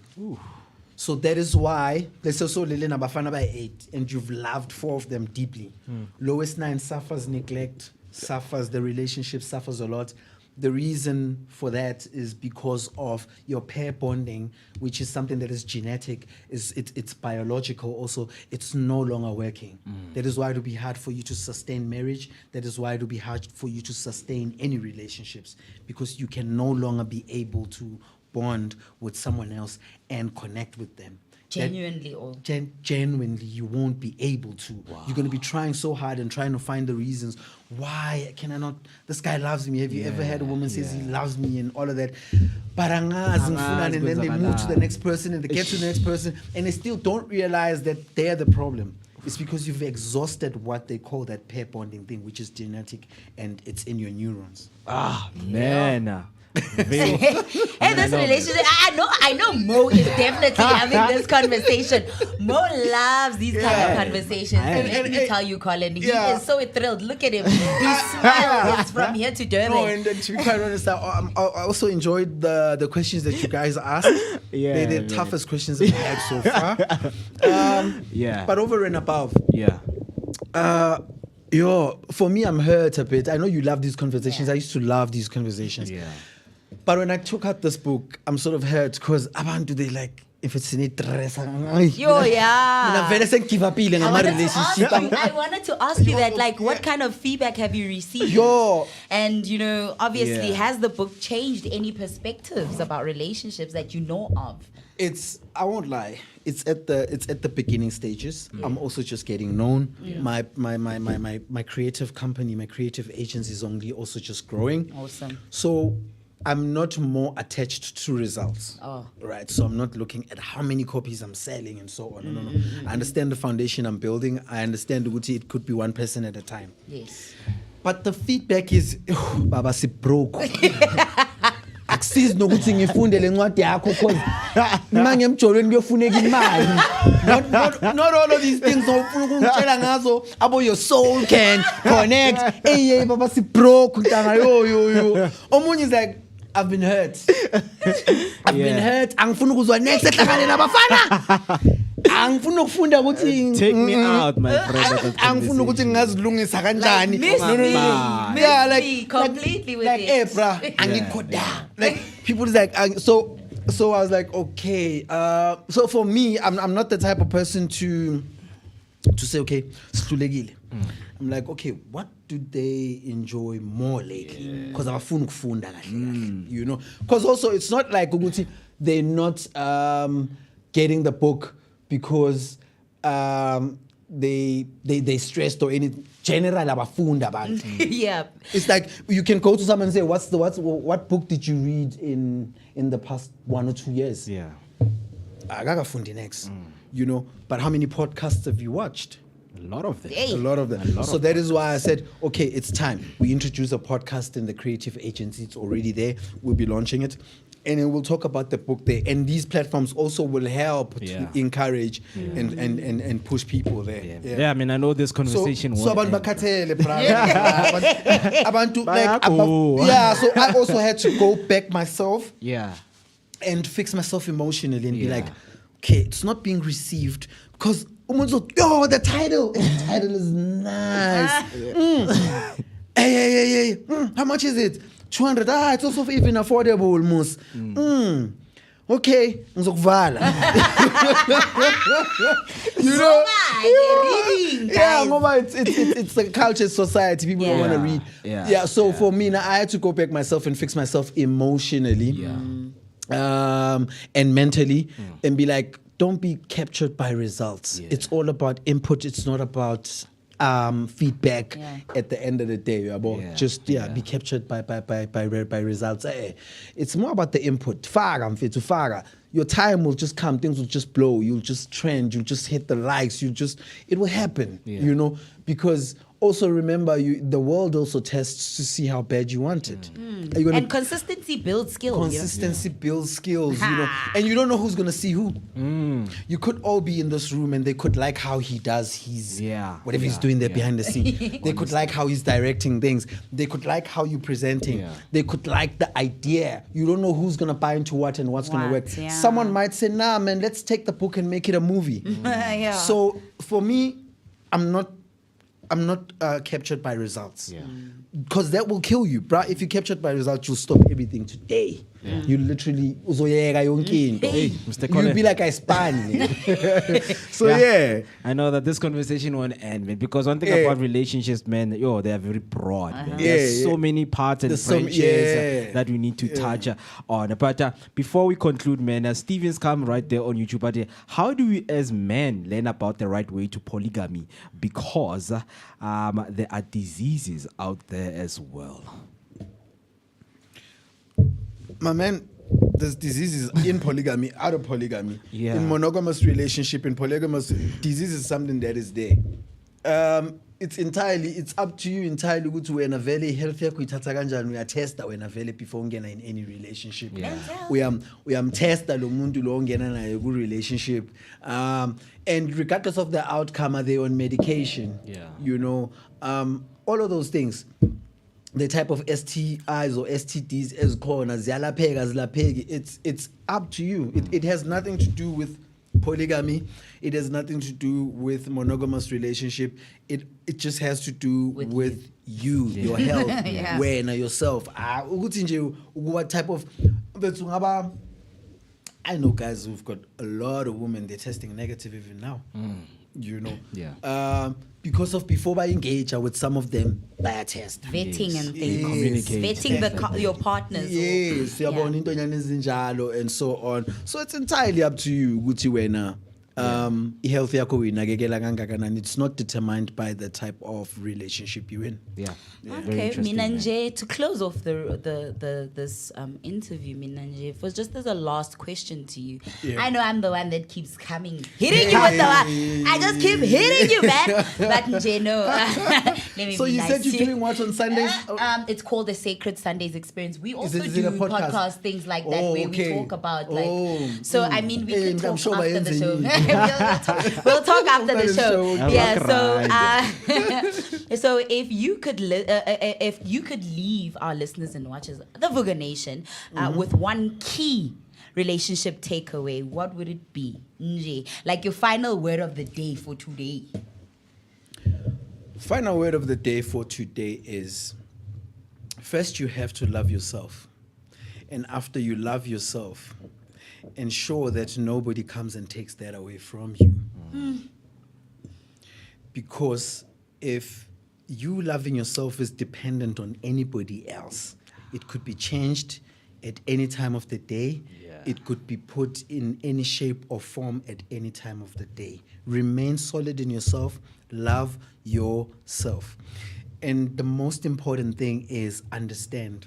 It could be painful to lose the person that you love, but you just need to heal, go through it, and just know that the right person will come into your life. And should they not, for a certain period of time, or even if it's the longest time, the best place to dwell in is to love yourself. Loving yourself means you're going to take yourself out on dates, you're going to develop yourself, you're going to read, you're going to travel, you're going to go out, you're going to enjoy life without not expecting your happiness to be determined by someone else. Self-mastery. Wonderful, man. So if people, want to get hold of you, they want to also get a copy of your book, where can they find you? And also the copy. All right. I'm available. Go Facebook. It's Collins Piwe Malindisa. That is where you'll just check on my bio. Yeah. You can also just send me an email saying order on colinmalindisa123@gmail.com. Yeah. The book is 200 rands, hard copies.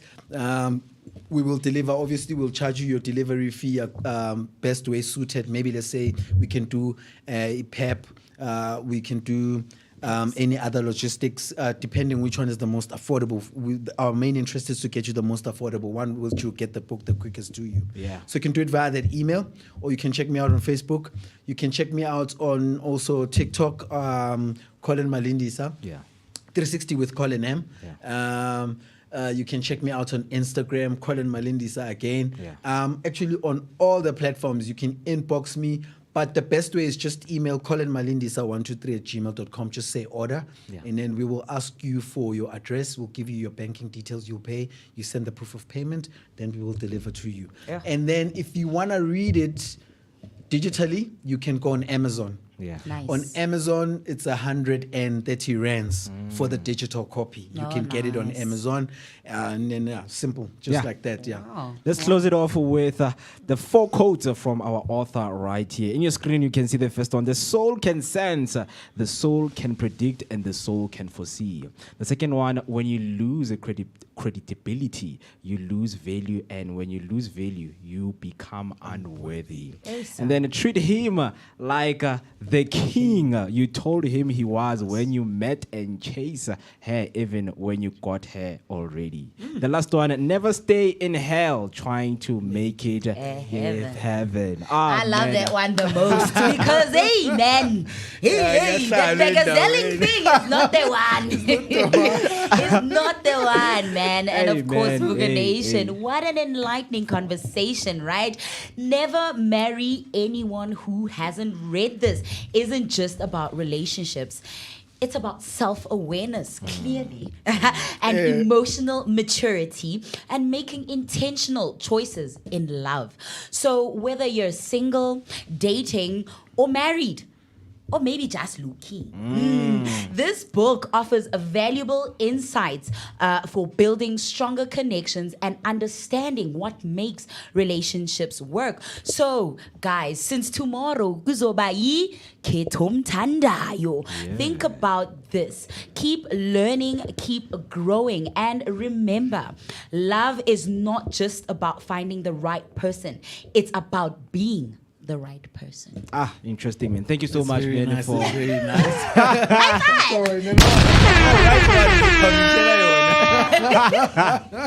yeah, man. 25 minutes past 9 and still watching the Vooka Breakfast Show. Right now, we're about to let Mr. Collins go, but that doesn't mean that's where we end our show for today. So all you need to do is to stay tuned because we've got more coming up after the break.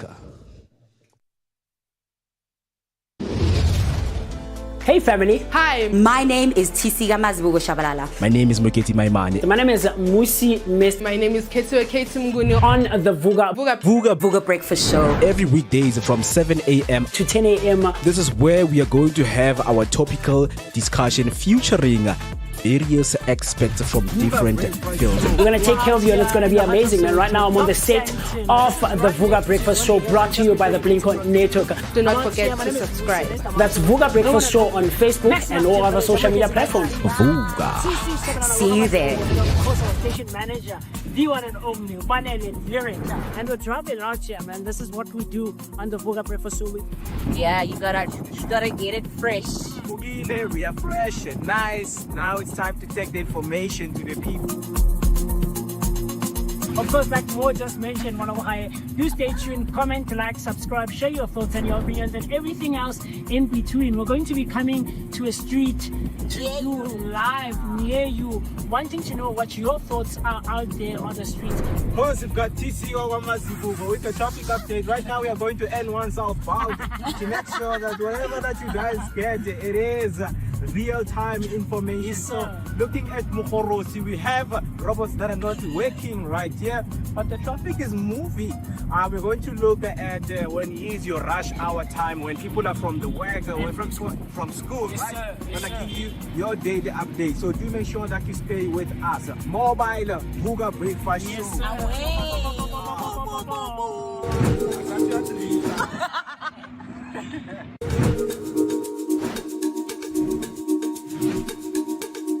Escape the ordinary and discover the extraordinary with Swell Appeal Tours.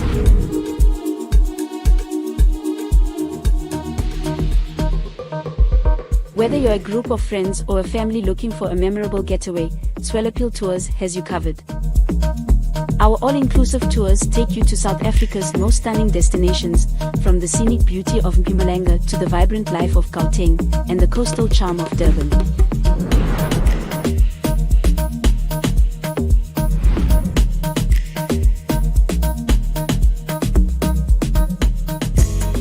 This is Ted, the Wild Irish Comedian.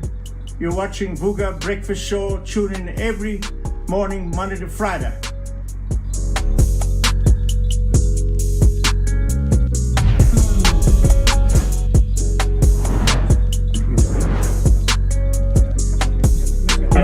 Well, yeah, shopping blossom memory. Yes. Wow. You wish it was you.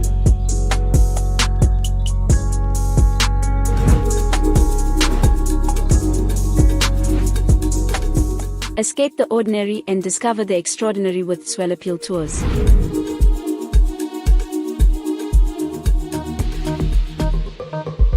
Whether you're a group of friends or a family looking for a memorable getaway, Swell Appeal Tours has you covered. Our all-inclusive tours take you to South Africa's most stunning destinations, from the scenic beauty of Mpumalanga to the vibrant life of Gauteng and the coastal charm of Durban.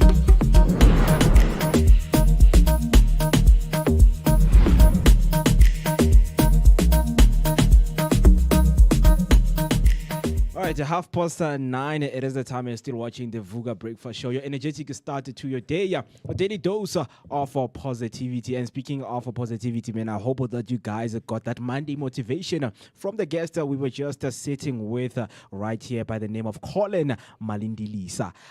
He is the author of Never Marry Anyone Who Hasn't Read This. So you do need to get yourself a copy, because there are so many interesting parts in this book that you need to go through. Because if I can just show you right there, the first page, man, it shows you that allow me to introduce myself.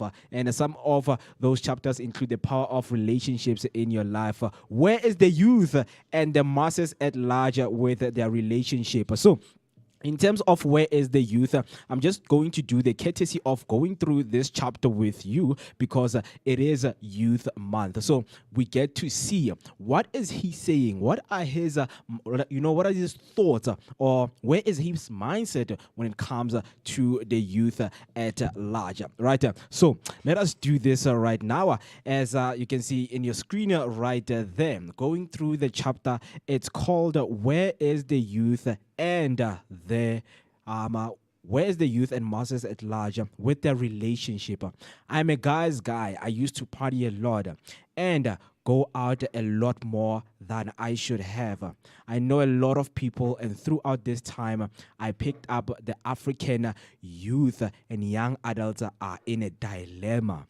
You might be curious by now, what dilemma? Is it about progress, success, education, or inspiration?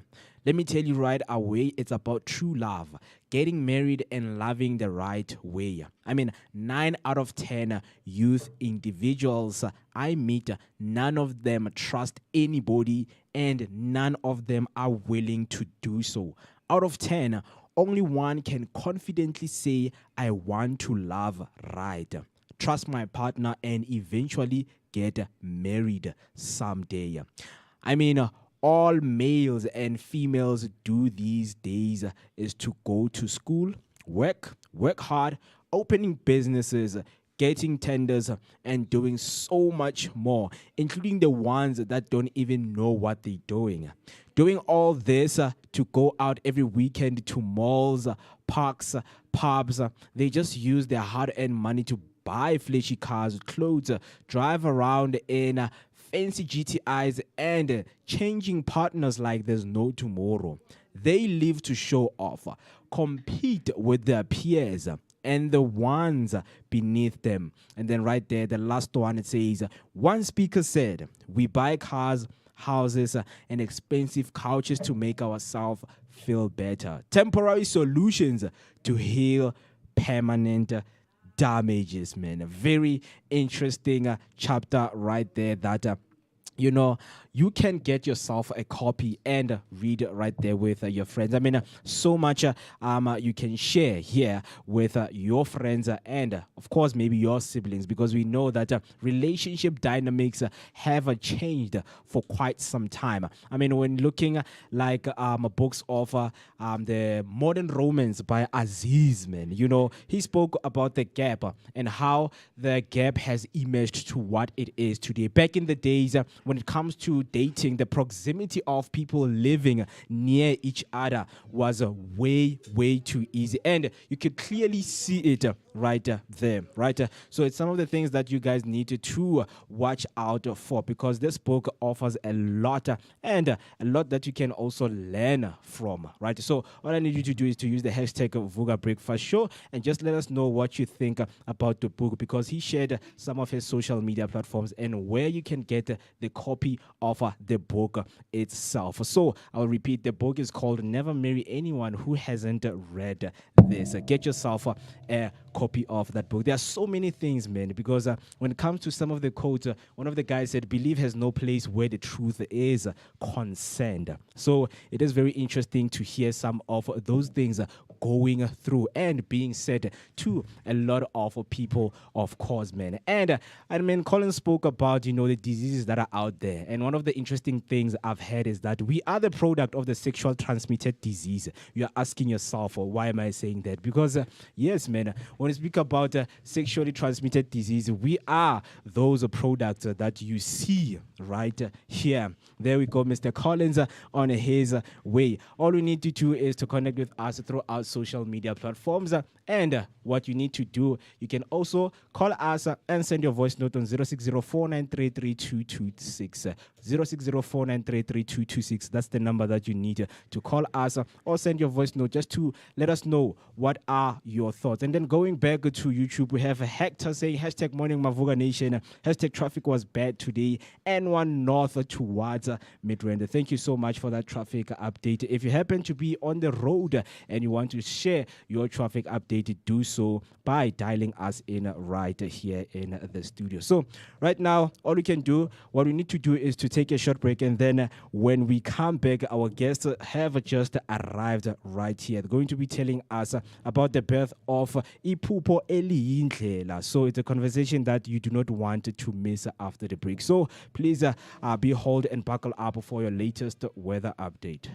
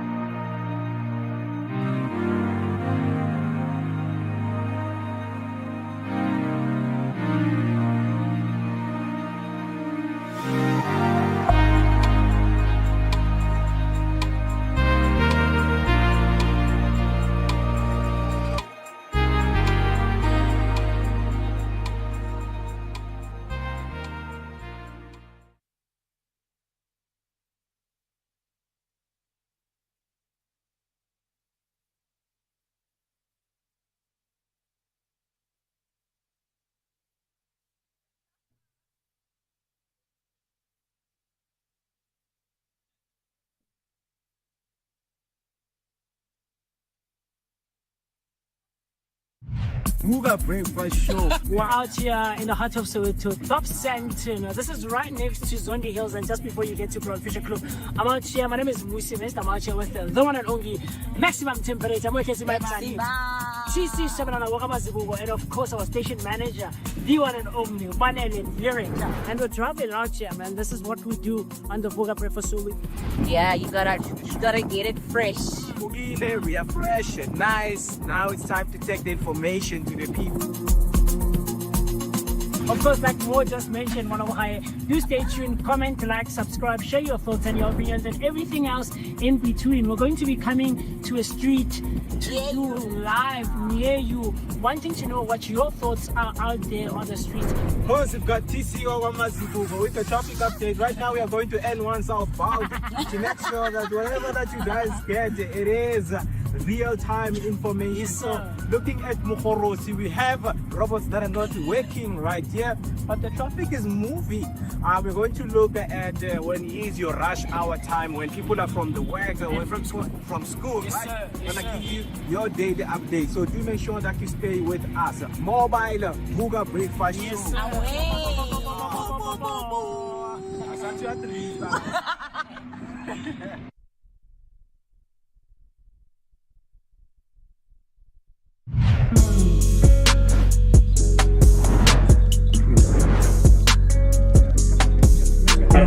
Well, yeah, shopping blossom maybe.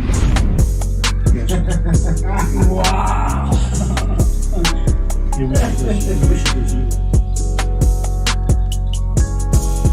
This is Ted, the Wild Irish Comedian. You're watching Vooka Breakfast Show. Tune in every morning, Monday to Friday.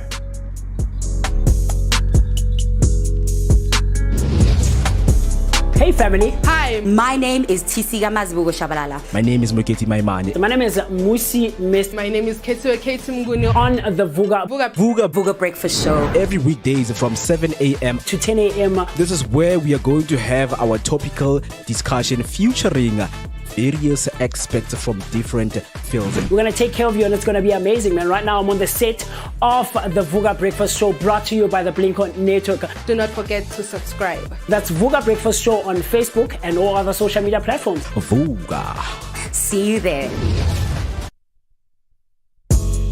This is Ted, the Wild Irish Comedian. You're watching Vooka Breakfast Show. Tune in every morning, Monday to Friday.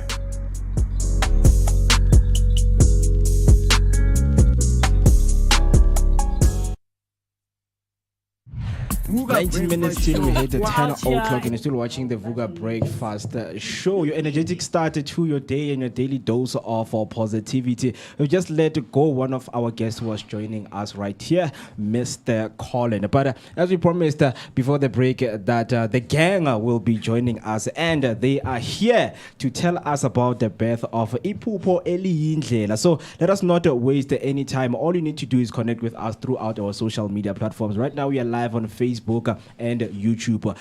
Comment down below on YouTube by using the hashtag Vooka Breakfast Show. Also on Facebook, do the same thing. So let's get into the conversation.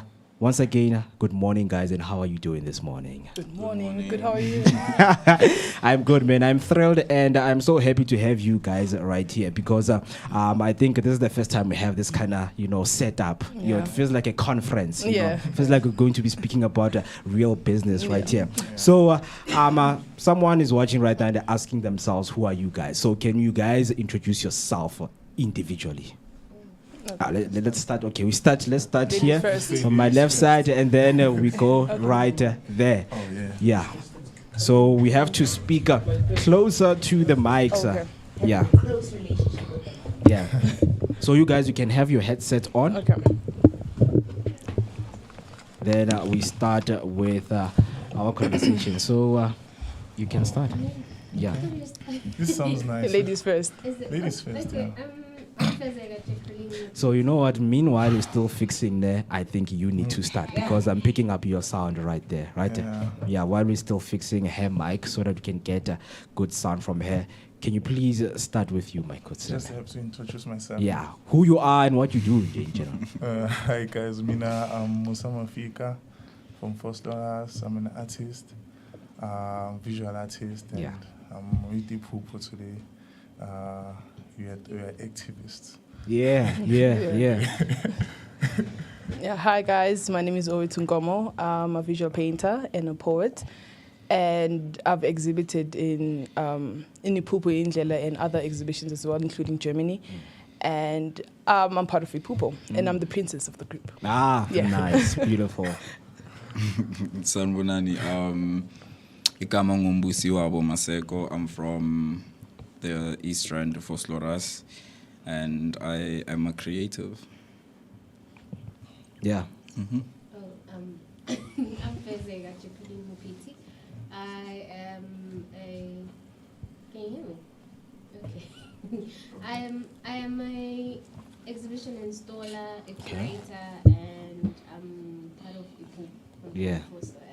Very, very well, and nice to have you guys right here. I'm sure everyone who is watching right now, they can't just wait, to hear what is Ipupo Elindlela. But before, guys, right here on the Movers and Shakers, it's another Monday motivation, and today we're exploring the intersection of creativity and activism, how art can be more than just a form of self-expression. It can be a catalyst for change. So I think one of the questions one would ask right now is, how was Ipupo Elindlela born? We'll hand it over to Musi because he's the founder. Yeah.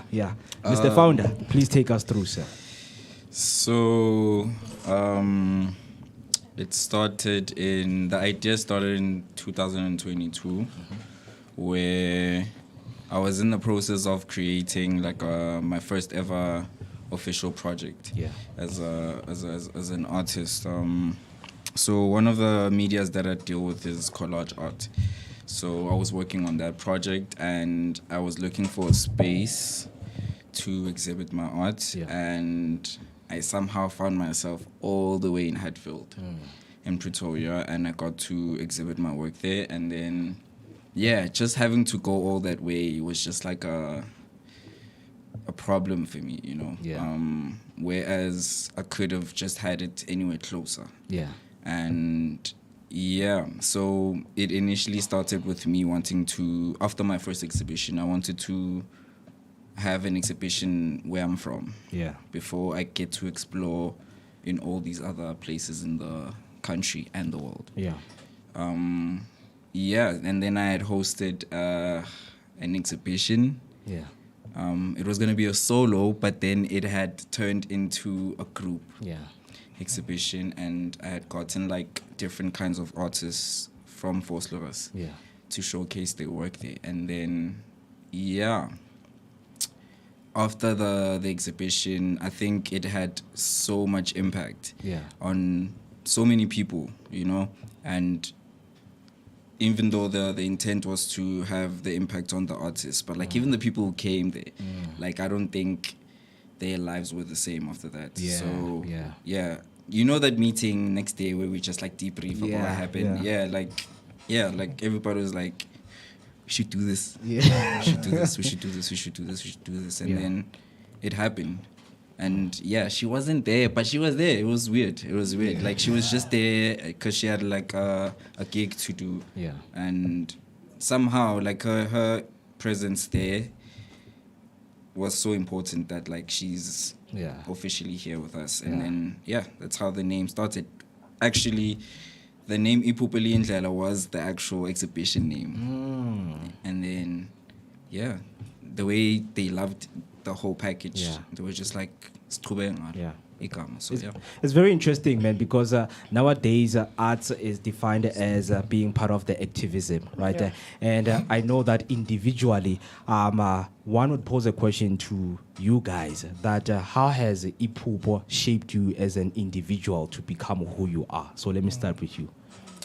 So in the first time really coming exhibiting was with Ipupo Elindlela.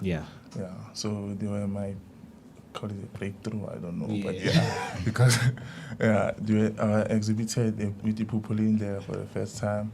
So here in Bonise space, so there's art in this world. You can dwell into art space and work there and be an artist.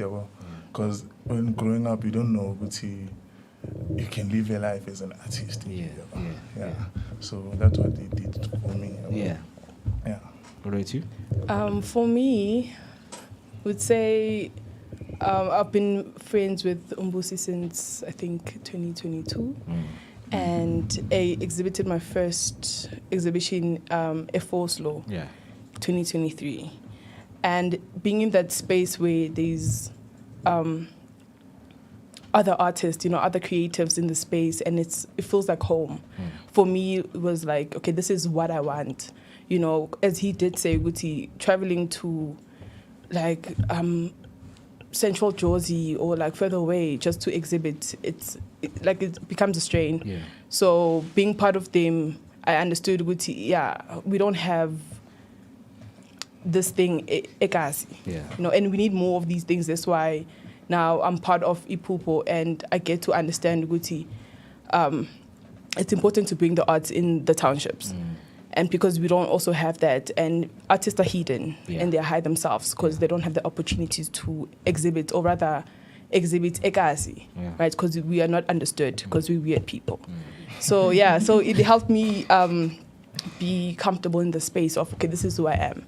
And I grew from 2023 till now because I am part of Ipupo. So it helped me a lot. Interesting. Me? Yeah. I thought you were gonna jump.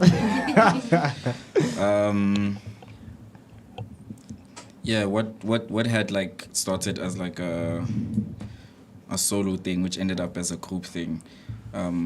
It started because I kind of realized how important it is to move in a community and not as a solo person. And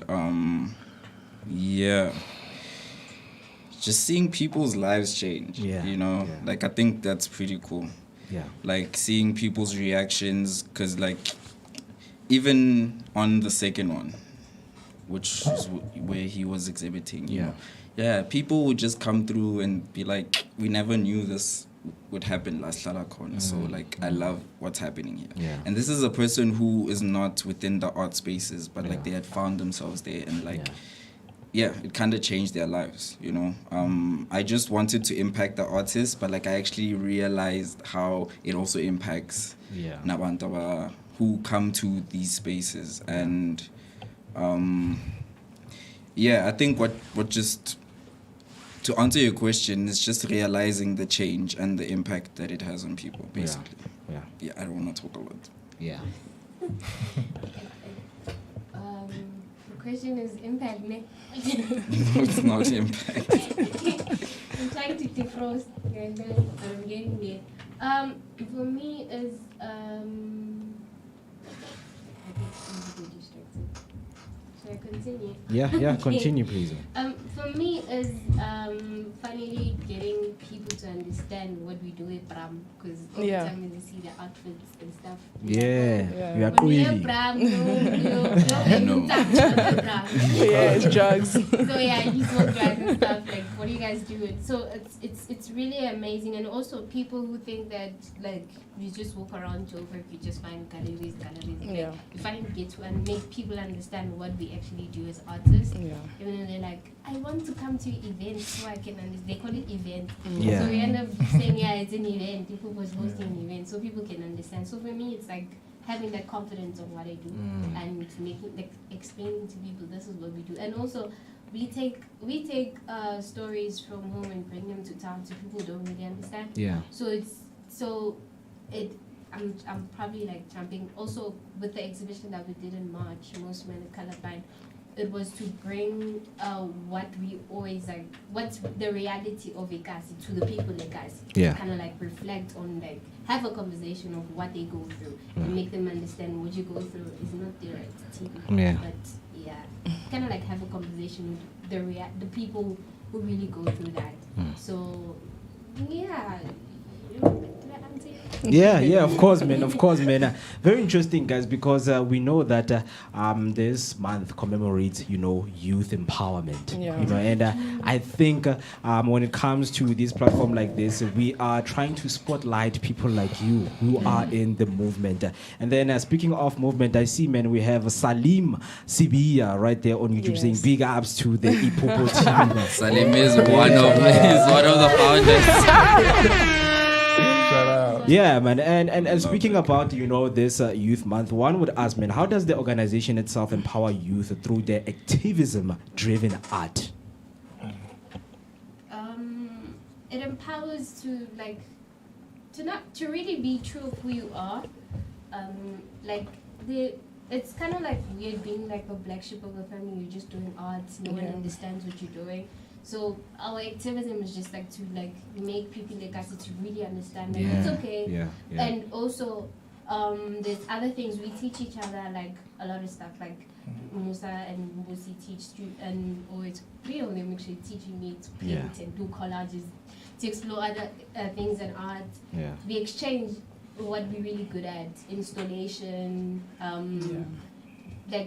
what else? Curating. Yeah. So it's kind of like an exchange type of thing that we do, because we also collaborate with singers, we collaborate with DJs, we collaborate with all forms of art within the township. Yeah. But then most important, it has to be in the township. Just to be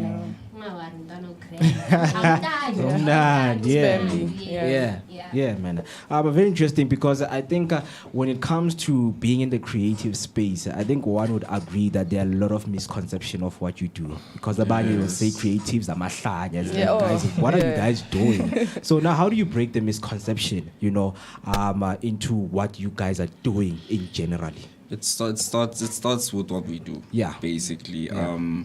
Yeah. Do you know how hard it is to convince a parent that this is actually life? I don't want to say this is a lifestyle. It's actual life. Yeah. I've somehow managed my mom to see that. And if my mom is able to see that, I shouldn't stop, number one, and number two, it shows that it could go on. Yeah. And out of the events that we've hosted, people's lives have changed, so, and I speak in all sizes, it doesn't have to be a big thing, yes, and just empowering the youth, man. I think that is pretty cool, because with the last one, I kind of made it so important to have Unkosana, one of our founders. He has a nephew. Yeah. I made it a thing so much that he has to attend. Yeah. And he did. He brought his friends there. There was Intoana with his scooter running around, and then that's what I wanted. I wanted Abantabatala to actually see that it's that safe. Yeah. That space is that safe. It's not what you guys think it is. Yeah. And seeing them saying that they're proud of us and all that, it actually proves that what's happening here is something, and we should not stop. And we should just keep doing it. Yeah. Our events are like family days. Yes. Everyone is invited. Yeah. Nice. And even a person who doesn't understand, a 1-year-old, come through. Everyone. Yeah. Really very interesting, man, because breaking down something to someone who doesn't understand, it's important, so that whenever they go and explaining to the next person, they have each and every detail. But now let's come to you guys in terms of breaking the misconception of what you do. How do you then speak to your parents, speak to your friends, speak to your siblings about what you're doing, so that they cannot have any bad ideas with what you're doing? Okay, I think the question is how did you tell about that? This is what I do. It was a difficult thing, because I started focusing on my art. I think it was after matric 2021, and my family did not understand that I wanted to be in the arts, and I didn't want to go to school for to learn to be a doctor, engineer, these cliche things that black parents actually want from their kids, because it's just the systematic way of living as a black person. and being in the space of, okay, I'm an artist, I don't want to do these things and learn to be a doctor and stuff, was a hard thing for them to understand, because like, we need money. Like, this is the easiest way as a black person to get money, to learn, to go to school for something like that. So it was a tough time, honestly. And there's a time I remember when we were hosting the screening, right? And then I was like, I have to talk to my grandmother for what? Oh, the props. For the props, right? And then she was like, what do you mean? Like, you need props? Like, you guys are serious about this thing? And I'm like, yeah, we're serious. And it's an ongoing thing that we actually want to take forever, you know? So it was a pretty hard thing, but now they understand and they accept of it, because they see the progress. They are proud of us and they're proud of me as well as an artist. So yeah, I think that's how it is. But then sometimes, you know, they have a thing. Are you still sure? Still sure about it? I'm like, yeah, this is who I am. Yeah. With you? So my story is a little bit. It's almost like the same, but so after high school, I decided to go to as in, I know what I can draw. Let me try painting, and then I started painting. He's one of the best now. Oh yeah. Shout out to that. In the group, I would say.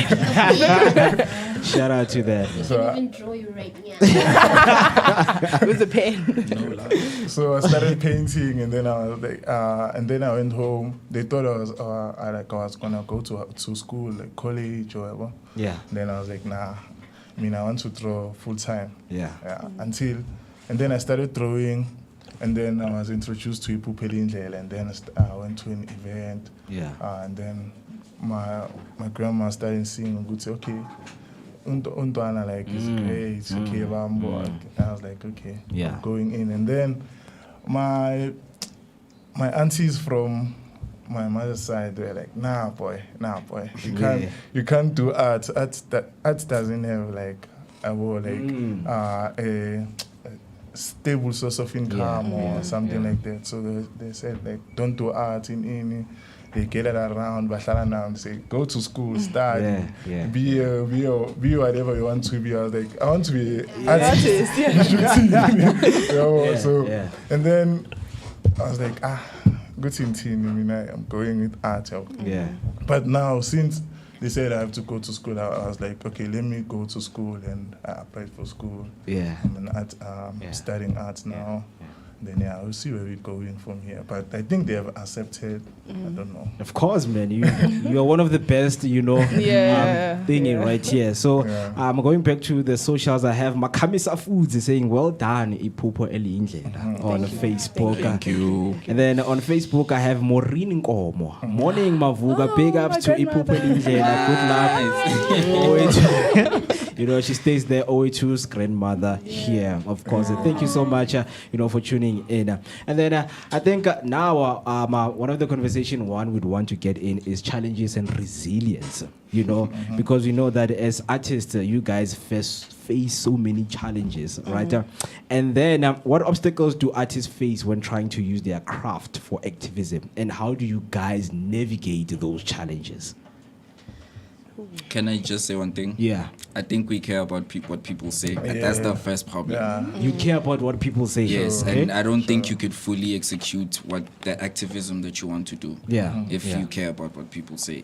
What the activism is about is what's important. If they just stop doing that, but this social media is one of the most influential. I believe in human beings. I think they could challenge the things that we see as challenges. So we just have to believe in ourselves. That's it. I think we'll be okay. Please share some of them, because there are people who can't, express those challenges because someone is going through and they are just oppressed into not knowing how to, express those challenges to the next person. So, what are those challenges and how do you navigate them, man? You got this far. Like, how did you get this far? Because clearly there were so many obstacles, man, on your way. Exactly. I don't know where to start. You pray every night. I mean, there's some ways, you use so that Because let me just make this simple. Like, what motivates you to keep on going? Yourself. Us. We're the ones. And know what you are. What is it that keeps you motivated? I have been available to assist. Yeah. When maybe I have like a direction I want to take on my art, I'll be like, Zobuza Guti, okay, which direction should I take? What should I do?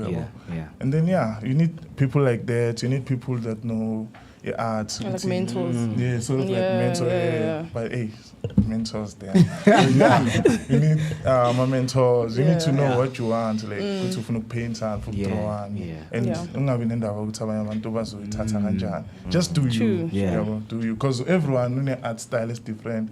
Arts are different. Our worlds are different. Everything is different. And God's Guti expect to think through or paint. Exactly, And that's another thing actually when it comes to being an artist, because you could tell someone, say, I know, I'm an artist. I'm going to bend, and it's like, I don't do that type of art, I don't do realism. And they always expect an artist to do realism. And no, not all of us, my darling. And then, personally, what keeps you motivated? What keeps you going to say, you know what, I'm not going to quit any time, even if given the time? Sometimes we have those things of, I don't want to do this anymore, But then it's good to be part of Ipupo because they remind you of, there's a reason why we're doing this. There's a reason why you're in the group. It's about the art. It's about you expanding as an artist. It's about growing. It's about teaching someone else on what the art is. So being in the group also motivates me. It's okay. I can't give up because they got me and I got them. There's a reason why we're together. And also having other friends as well who are supportive of what I do, and also just watching maybe documentaries or shows or other people who actually do the arts in different countries and feeling inspired by that and just continue drawing and never stop painting as an artist, because art blocks are there. You have art block. I've had an art block for a year and not paint anything because I'm like, I don't know what to do. But then I would say as an artist, you just need to start. Just start. You'll get somewhere. Even if you don't finish the painting, eventually we don't know when, but then you will finish it. Just start. Mr. Founder, what makes you to say, you know what, Le Pupo Lele, it will always continue being in people's eyes? Basically, just out of planning for the future. I think that's what makes me continue. Just as long as I plan on what I'm going to do next, I think that's my only way of continuing and having the certain idea executed.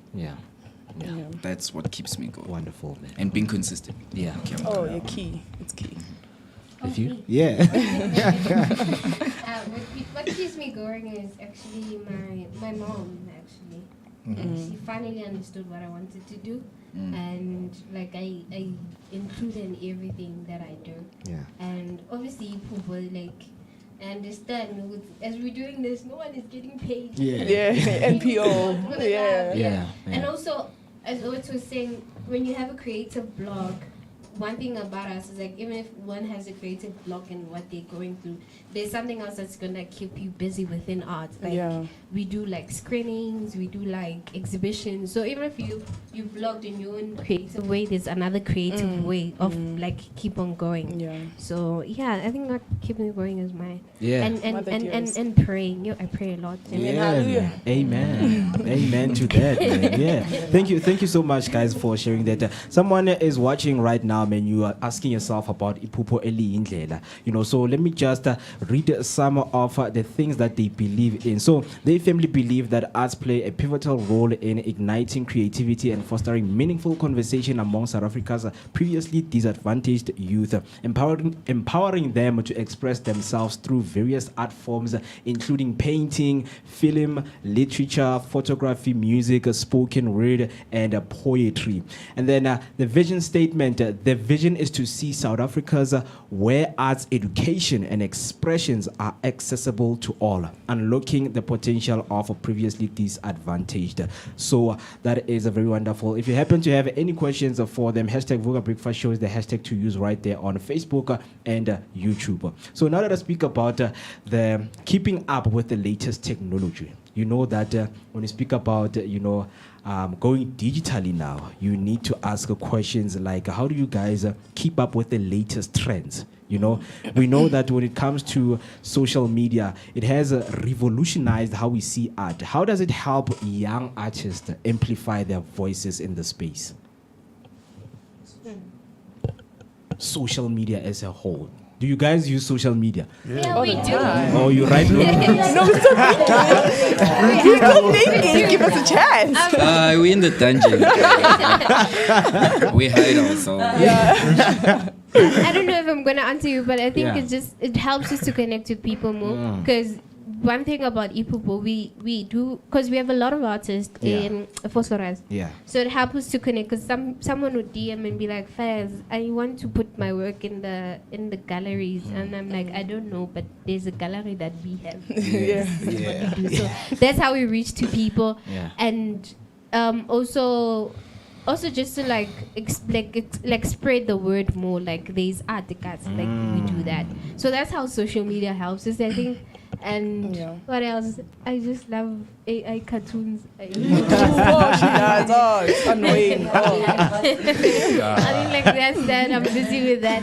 But also just able to manipulate like the is it social media technology to do what you want it to do. Because sometimes we brainstorm and be like, oh, Salim is obsessed with like with ChatGPT. Like Salim will like discuss an idea, and Salim will go to ChatGPT and he would like make sense to the event that we want to do. So that's also how it helps us. And Musa hates it because it draws it.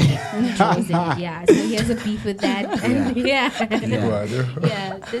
That's how it helps us. And speaking of ChatGPT, guys, do you think AI is going to an era where it's about to replace all of you guys? Yes. Never. In terms of what? No. Yeah. In terms of the arts that you guys are doing. No. Not the art. Okay, not the art. I can just say ChatGPT, draw me, man. Nah. No. But it's expanding. It's doing good. But do you know what I think we should do as human beings? Especially the people who are scared. Let's just let AI do its thing, and let's see the impact that it will have, and then we actually realize that.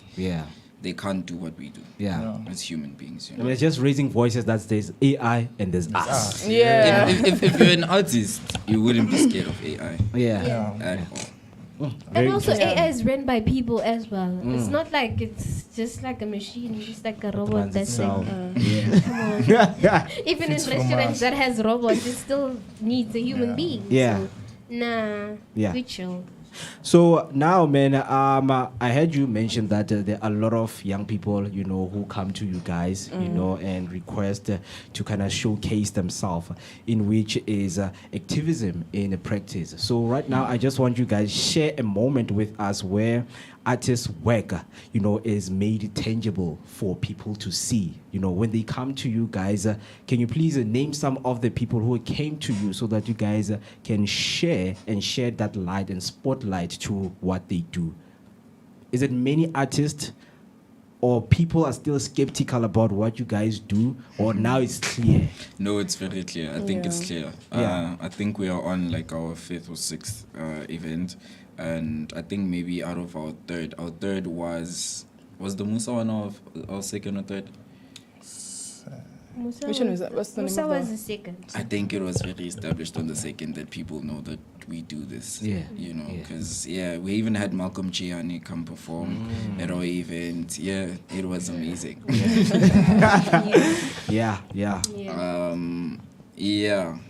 I don't know what to say. What was the question? No, it's a lot, man. It's a lot. But I'm going to YouTube right there. I have Steven saying, no risk, no Ferrari. Let's go live life. And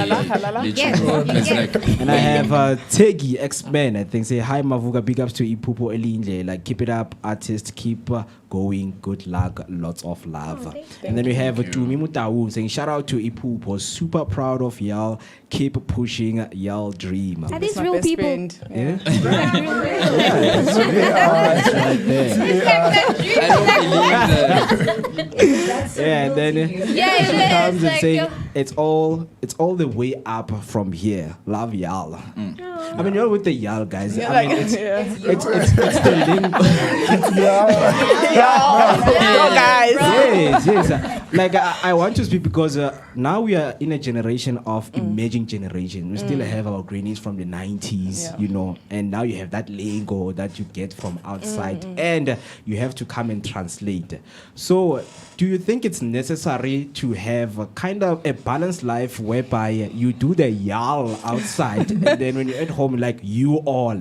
You know, is it necessary to say, okay, now it's our time, guys, let us shine in this moment? Or is it a balance of let them come in and understand the kind of lifestyle we are trying to create for ourselves? Out is so popular right now. Yeah. I think it's doing that work for us. That our parents are actually, it's so easy for our parents now to believe that, okay, my child can be an artist. Yeah. You know, so, yeah, like, yeah. Our mothers have FOMO, bro, if they don't come to our events. Yes, like, and I don't think artists like 10 years ago experienced that. So we had made them to understand that this is the language we speak, this is the life that we live. So I mean, they even, like, my mom was stressed about our last event. She was like, I'm gonna miss your event. I'm like, no, you can't. It's a walk away. Just come. And she literally came. Lucy's mom was there. Like, all our families were there. So we have made them understand that this is the language we speak. Even at home, I don't think anyone has like a cold switch when they get home there or something. No, we are like this. But Musa's granny and knows us when you have meetings. So we have to make sure Makoko sees us. We have a meeting. She now understands what we actually do. So I think all of our friends, I mean, Otu's mom borrowed us a ketting the other day. We were doing this. So I think granny. So I think they now understand the language we speak and how we move. And they've jumped on the thingy. So cool. I mean, guys, sometimes keep it lenient, man, because right now we have what you call the koelas everywhere. You know, I mean, someone was asked here, Uguti, you know, what's the koela? They said, what's the kwa? He said, it's the ku. You know, I mean, we need some more context of what's better. But no, big shout out to you guys. And then Pumzile Nkomo coming saying, as a creative at heart, well done to Ipupo Elindlela. I'm super proud of my baby girl, OE2, the princess. Shine, guys, and fly higher. Yeah. Thank you. So right now, guys, how can listeners support your movement and get involved in the activism through art? Follow in the grams. Follow everywhere. The grams. Grams, follow in the Facebook. In the TikTok. Everywhere. Yeah. Yeah. Just Pupulin. So we had officially registered as a legitimate NPO this year. Nice. So I think another way people could help us is definitely by helping us like fund the events that we host. Because they definitely do uplift the community and they do build a future for individuals and for you know, people. So and them coming through to our events, that will be very appreciated. And also the creatives themselves, like I don't think they should ever stop hitting us up because we do respond. You know, if we don't respond, it literally just means that what we're going to host next probably not be about that medium that you do. You know, but if it is, we'll respond. Respond. We want to literally try all our level best that our events we don't really sell. Like our events are done because of love and because we're pushing passion and people should understand. So ish guys, don't be scared if you see that we sell stuff. It's because we wanna do for another event. So that's why we need funding so that we don't have to worry. Because all the time when we're doing an event, we worry about the next one. So we want to focus on this one and literally like put it all on this one. So now we're gonna have to worry. We're gonna sell water. We're gonna sell. We don't want that. We want to like really like push on pushing the experience. On pushing the experience and like just like Lumko, one of Nkosana's nephew, like he's really excited to like he's like he wants another one with his friends. So we're now stuck because financially we still need to. Like Gazata and we wanna host like workshops and stuff where we teach kids. So that's anything just that and everything. We can but hit us on the socials. On the grams. Yeah. So now let's speak motivation, guys, because it's Monday and we're all about Monday motivation right here on the Vooka Breakfast Show. Yes, we know it's Mohodu Monday, but we don't have money for Mohodu. You know, we need the motivation. So if a young person is watching right now, I just individually, all of you, you know, to motivate them, because we are trying to, you know, shine the spotlight on those young ones, you know, who don't even know where to start, but they have the potential to do something. What is the motivation that you guys have for them? Let me start with you, my brother. Mine is simple. I just keep throwing.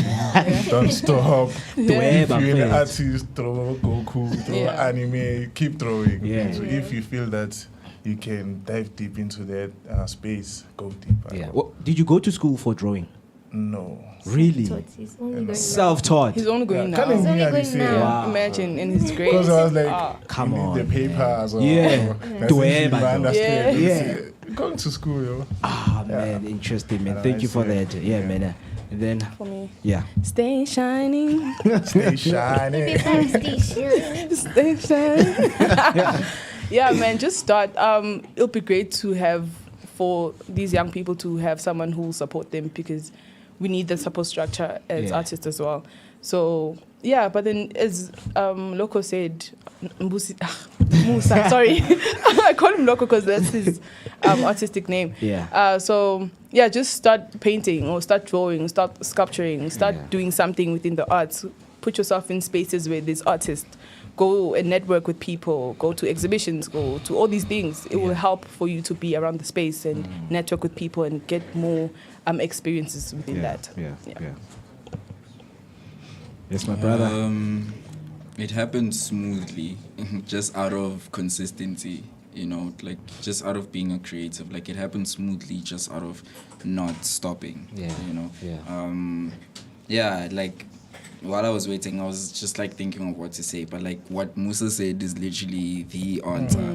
You know, I told some kids in Togoza that's like all you have to do, like consistency. Like I started by drawing up a Goku in primary, and I didn't stop doing that. I started drawing cars, which led to high school where I started drawing weird patterns, which teachers said I need to go to church for, but I didn't stop. I continued doing it, and I eventually found myself in collage work. You know, I do collage art, and just out of not stopping that, it literally led me inside this world.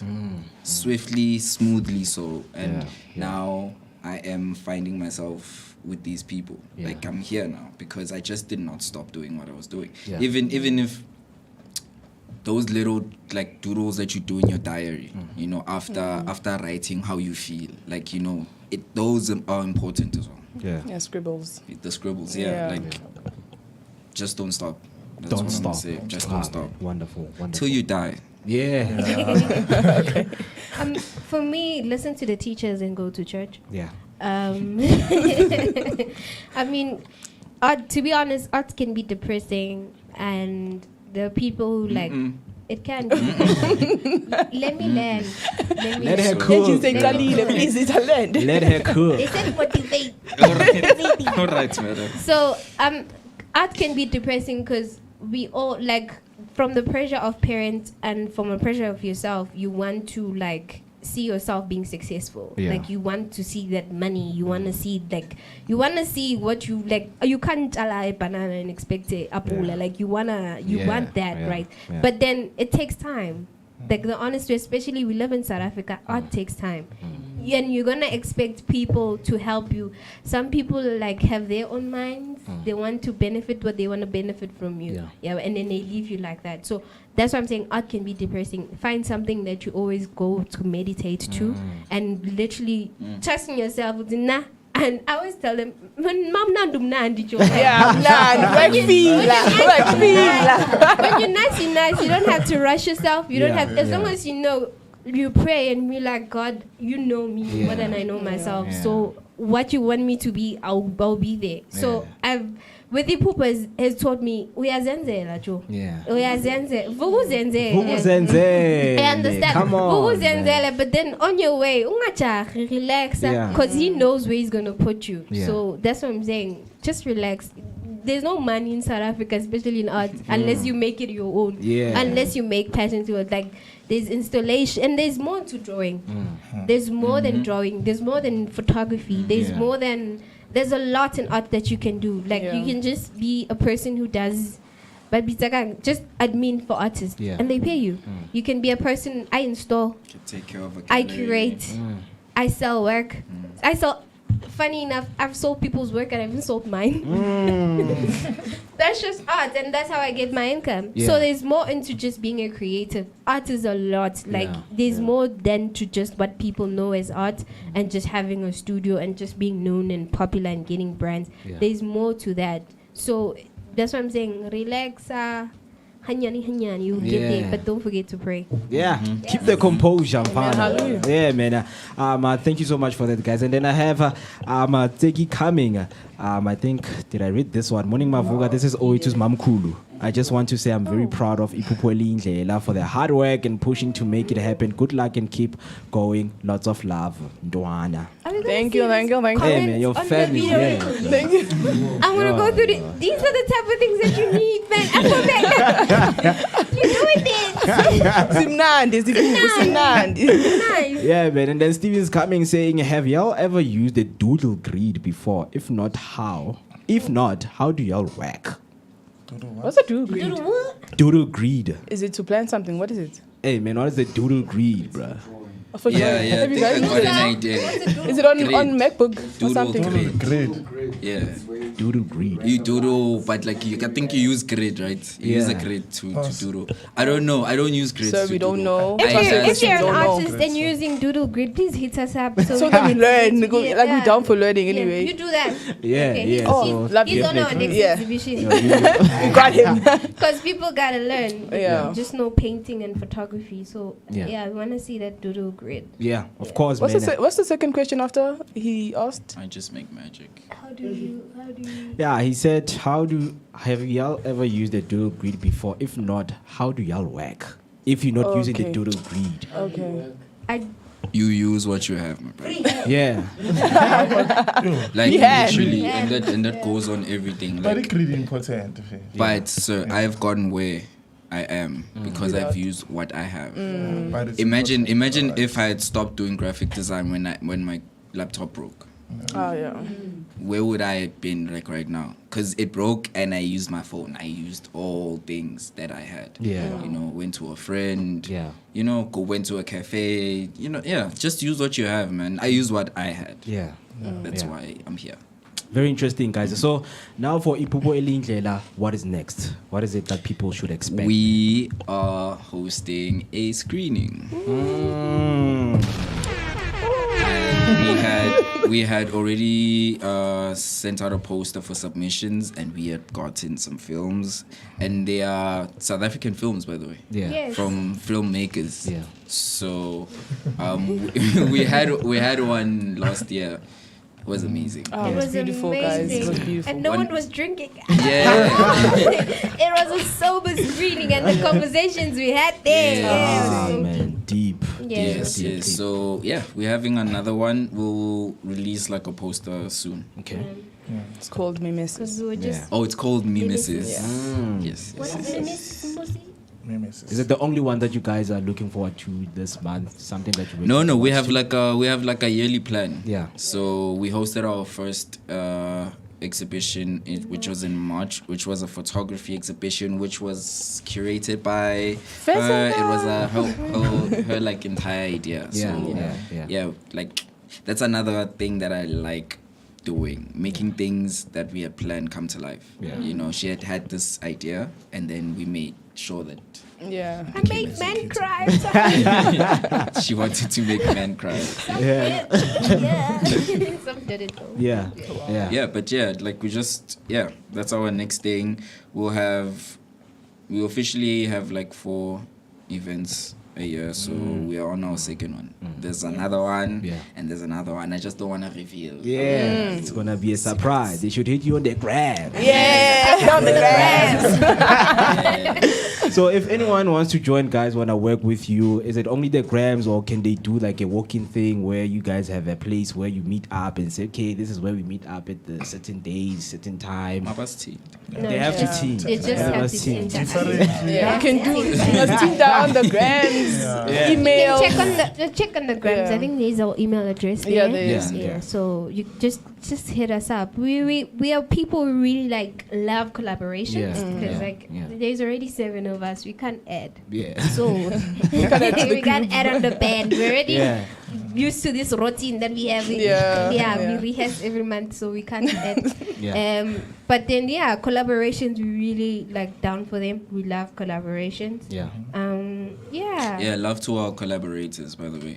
You know, they could have gotten anyone else, but they were like, we want to work with Ipoop. Shout out to Collective Sessions. Collective is our great. Family. That's family. And the people who have been helping us from the get-go. Like, I think they deserve all the love and respect from us. And maybe we don't say it often, but like I really want them to know that like we appreciate them. They know themselves. Like one for me to actually name, but I know they know themselves. Man, and a big shout out to you guys for joining us Thank you for inviting us. Can I just say there's 7 of us, not 4. There's like Salim, there's Nkosana, and there is... Shout out. I was about to say, guys, don't you want to give some shout out to, you know? It's Salim, Nkosana, and Nelson. They are our big brothers. They are working for us to get to another event. So man. And thank you to Owetu for making this possible. Big shout out to you guys, actually. Thank you guys. Yeah, man. We are really. That's really on the highest level. Any shout out that you guys want to give out? Shout out to everybody that knows me. You know, I don't know. Shout out to my family. Shout out to my bestie. Shout out to all the people that support me. And shout out to Ipoop, man, with the one and only. Maybe the listeners can just shout out. Shout out to you guys.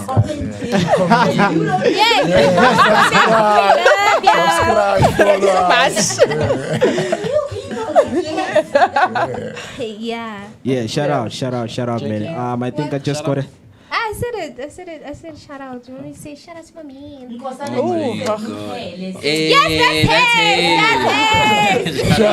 Real people. He's part of our collective. He's part of us. Shout out to him. Shout out to Nkosana, man. Yeah, man, because this month, man, is dedicated to shining spotlight to the young ones.